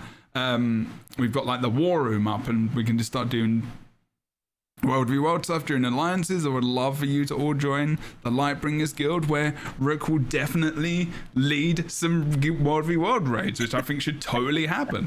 I will, Jebro, I will tell you this. I would love to follow you into battle. I'm not joking. I think we all will lead would. one as a meme at some point, Absolutely. but I will also lead a serious. I'm about to say something that I realized is also just as much of a meme. I will lead one just for funsies sometime, knowing nothing, and I will expect everyone, if they're going to commit to this, to just YOLO and go with me while I do not. I'm there. But I will also commit to the one time of year that is my favorite personal holiday for World versus World, which is when the Choya tonics are active again. And I will lead a Choya dance raid, which is my favorite thing to do in World versus World. All in on that. Yes, absolutely. In there. Cool. Okay, good. Now that's an actual thing. But yes, you are welcome to join the guild. There's an application and stuff. It's just because we want to make sure that folks are there for the right reasons. And because we've got a lot of folks who, in various communities, and we want to make sure we're just making a safe as space as possible. Safest space as possible. Hats need not apply. Yes. Yeah, basically. So yeah, just be aware of that. We have a system where, we work through that. Anyway, Guild Wars 2, 10th year, 10 years of Guild Wars 2. Amazingness. We've had some great guests today. I also want to say thank you to Guild Wars 2 who popped in and gave me some community chests. We had a couple of winners there, so thank you very much. Appreciate it. We had a really big raid from Bogart. Make sure you go and follow them out. A very good friend of mine as well. And also just our epic guests today who are just amazing. and Legendary, who you should go and follow, and everyone who's ever been on this show for the 50 plus episodes that we've had, like 60, 70 it must be by now. Like, you know, it's a lot. It's been going for over a year worth of episodes weekly, and there's hours upon hours of content, whether or not you're on Spotify, iTunes, the Google things, Anchor.fm. Go and listen to it, because there's so much value and so much you can listen to while you're having a bath, doing your workouts, having a walk, I don't know, cleaning the house, just whatever. If you want to just hear some voices, or even just sitting down. Yeah, just sitting down and watching us, you know, and Pocket mining, anything. Pocket yeah. mine. That's it. And just a reminder that like mental health is something that I'm very much an advocate for, as we all are here as well. You are not alone. If you ever want to come and join us on the communities, hang out, that is something you can do. I will always make sure that we try and make anyone feel welcome within our community, and I'm sure it's the same for everyone here. I feel confident in saying that. And yeah, please, you know, check in on your friends, you know, like Ottscotch said, which was really, really awesome story. That was, you know, for the friends that check in on from time to time, like checking in on people, even just once, like every week or whatever, like it makes more of a difference than you really understand. It really does. So thank you for doing that. Keep doing it. Little mini outro. Tell us what you do, where you do it. Boots first. You're the person. Boots is me. I am Boots. I have channel YouTube World of Vendors, and also Twitch Boots _ with 2 T's, 2 O's, and 1 S, and Twitter, but you know, it's Twitter. Okay, bye. Beautiful. Good stuff. Crew. Hello everyone, I'm Kroof. I do a lot of YouTube videos where you can find me at Kroof. I also stream here on Twitch throughout the week. I might even stream a bit later today just because of drops and all that stuff, so more opportunities to get some nice presents and stuff. Next week, as we have mentioned, Rook, Emmy, and myself are going to be on Unleash the Feast, doing a cooking competition. I could only have my ad up and running. We're gonna fight, we're gonna throw down. You're not even ready. I can dice and mince garlic like no one's business. Get ready. But thank you so much for having me here. Awesome, as per usual. Oh my god. Rookery, your turn. Hi, everybody. I'm Rookery. It felt really weird. It felt like I was starting a YouTube video or something. Like, hey, everyone, welcome to my channel. Those are, those are always so awkward, and I do them. Yeah, it is. Hey, I'm Rookery. I hope you know that by now, but if not, it's very nice to meet you. You can find me on Twitch and YouTube at Rookery. That's ROOKURI. You can also find me on Twitter at Rookery_. I usually am live on my own channel 2 to 3 days a week, although sometimes more. Bonus special events, all kinds of stuff. This week we have the 10th anniversary, so we've been doing some special event stuff and giveaways with Guild Wars 2. We also, though, have been doing the Final Fantasy XIV 6.2 Team Aethernet Marathon. So there's been a lot of stuff going on. So you can usually find me 2 to 3 days on my own channel, at least one YouTube video a week, Friday and Saturday on the 2 podcasts I co-host, and then with a bunch of other appearances, including what Kroof was talking about coming up next week, this HelloFresh throwdown that's about to happen, where we'll be cooking Guild Wars 2 recipes, and ArenaNet partners, myself, Kroof, and Emmy, will be seeing who cooks the best and has leveled Culinarian the most. So I'm ready for this. It's going to be fun, and I hope my food wins and everyone else is crushed utterly. Okay, yeah, that's it. Bye. Wonderful community. We love each other, but we will wreck face. But really, though, I do love this community, and if I lose, I will not accept it with grace, and I will throw a temper tantrum in my kitchen. But I will actually have a lot of fun no matter what, and happy 10 years in Guild Wars 2 to all of you. We've had a lot of memories, a lot of wonderful things, and it's great to be a part of it with all of you. Kitchen content. Looking forward to seeing all of your kitchens and your arrangement of your condiment drawer. Condiment. Just clean up. box. We are going to be judging you harshly on your kitchen. Oh yeah. I'm sure. Oh yeah. I'm gonna do a stream. I'm gonna have you both like side by side. I'm gonna be like, well, there's Rookery and I'm not sure about The that hand ergonomics motion.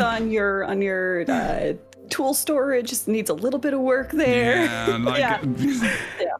Also, I will be having to preemptively step out of the cooking competition because I've lost my Guild Wars 2 badge of honor because, as chat has pointed out, I called it culinarian, You like in did. Final Fantasy 14. yeah, I noticed that. Yeah. On that note, Otterscotch. Not a traitor to Guild Wars 2. Nope. Sorry, yeah. That was a joke. That was a joke, everyone. That was a joke. Shots fired. Call from the Monarchs. Oh wow, the tears. Here, I'll now. save you. I am Otterscotch. I am a variety streamer. I stream Guild Wars on Tuesdays, and as soon as the summer heat subsides a bit, I will be bringing back Felting Fridays and making cool Yeah. felt figures again. Cool. I'm Otterscotch everywhere I could get the name, which is almost everywhere, surprisingly. Cool. Yeah. Awesome. Great to have you back again. And last but not least, with the cheeky random smile, Fornax, aka the Crichton Herald of Tyria. Tell us the Yes. things. Of Earth mostly, but Of Tyria Earth. most. Yeah, I'd rather live in Tyria, to be honest, at the moment. wouldn't we all? Yeah. So if you type the Crichton Herald, you'll find me in most places. It's and it's Crichton_Herald on Twitter. I tweet a lot of artwork, so don't at me. Don't follow if you don't like awesome artwork. That's it. And I've just dropped a new player guide video. I said this at the start, but I've just dropped a new player guide video. It's a very long. I'm actually going to spend this week chopping it up into small pieces and putting out little videos from it because it's an hour good and idea. 3 minutes long. It's Yeah. cool. Yeah. But if you know a new player who's coming in and they want to get into the game, it's a good video. I say that myself, as that sounds a bit egotistical, but it's a good video. I put a lot of effort into it, and you should Show be able yourself. to use it as a reference. Absolutely. Yeah, and I was going to ask Kroof, can I use your battle video that you did? That was it, and put it in the description to help people. Of course, yeah. Feel Thank free you, dear to. heart. Okay. Thank you so very much. Yeah. Oh no. Thank you for the content that you make. You're amazing. So yeah, that's out there, and I'm going to be making more content. And I think I'm going to do it next week. I think I'm going to stream on Twitch. God help me. Yeah. 100 Good. That's it. Yes. You'll do great. You're going to be amazing. We'll see. We'll see. to be seen. You make but yeah. sure you tell us so we can be there. Otherwise, I'm Yes. going to be God, sad. no. Yes, I'm yes, making yes, sure yes, that I've yes. actually followed you right now. Okay. Oh shit. I have not been unfollowed. That's good. Okay. Oh Wait, shit. have you got your Twitch account in the channel right now? Yeah, have the no link's right idea. there. Everyone. No, we don't want to scare you for this. No, we'll be we're not. supportive. We won't. We won't, no, like, yeah, like, but that channel, we need to spam it in quiet. chat. Everyone We make can sure be quiet if you don't want us to let you know that we're there, but Yeah. we'll be secretly there we see Gee. in the there. background. I don't think people realize how being able to talk to yourself coherently is an incredible skill that is very Yeah. hard to master. So Yeah, that's why I'm mostly a YouTuber. I go on tangents so many times. just so temper your expectations, okay? But yeah, that's It's gonna me, be fun. Crichton Herald, everywhere, and hopefully see you next week on Twitter, Twitch. Yes. Yes. Twitch, that one, Twitch. Right. Okay, I'll shut up now. Love you guys. Bye. Okay. Thank you so much for watching, everyone. Please go and check out their bits and bobs, and I mean their streams and their Twitters and all the things and the YouTubes. I am Jebro Unity. Yes, Jebro for short. That's my name. On twitch.tv/Jebro Unity. The Unity is the guild that I had for years, and now there are many different guilds, including the Lightbringers. Please join them in the background and the bottom below in the description. All the things. The podcast as well, anchor.fm/Jebro Unity is where the Lightbringers home is as well. That goes out to Spotify and all the things. Make sure you search for it because you'll be able to find it there. You also be able to watch the video on Spotify as well. So if you don't want to watch on YouTube, that's fine. The actual views on the podcast have been jumping up again this week, so it's been kind of ridiculous. Actually, we've got someone shared it in their community recently, got like 2k extra views. I don't know what's happening. People are loving it. So keep spreading it and sharing it to your friends. Sounded weird. We're talking about the podcast, nothing else. And just enjoy your life. Do some stuff that you enjoy every day. One thing, even if it's going for a walk, having a biscuit. I don't know. I don't care. Just do something for yourself. Thanks so much for watching, everyone. Thank you so much to our guests as well. If you're on YouTube, don't forget to like, comment, subscribe. It helps. Ever since I feel like that's helping a lot in part of this. So do it. If you watch a YouTube video and you enjoy it, like, comment, subscribe. It helps the algorithm to all of these awesome, wonderful people. We'll see you next time. LightBringers Tarts podcast. Told you I'm awkward with endings and beginnings. Next week we'll be back, and I'm not sure what we're going to talk about. So if you have suggestions that you want to put in the comments, you're welcome to, because I've got like 20 topics, and we will probably one day talk about End of Dragon's story. Just one day. I mean, I think I have to replay it at this point in time to remember all of it. It's been 4 years, Jebro. I know. Like, yeah, we will. Bye. Yeah, we will. Bye.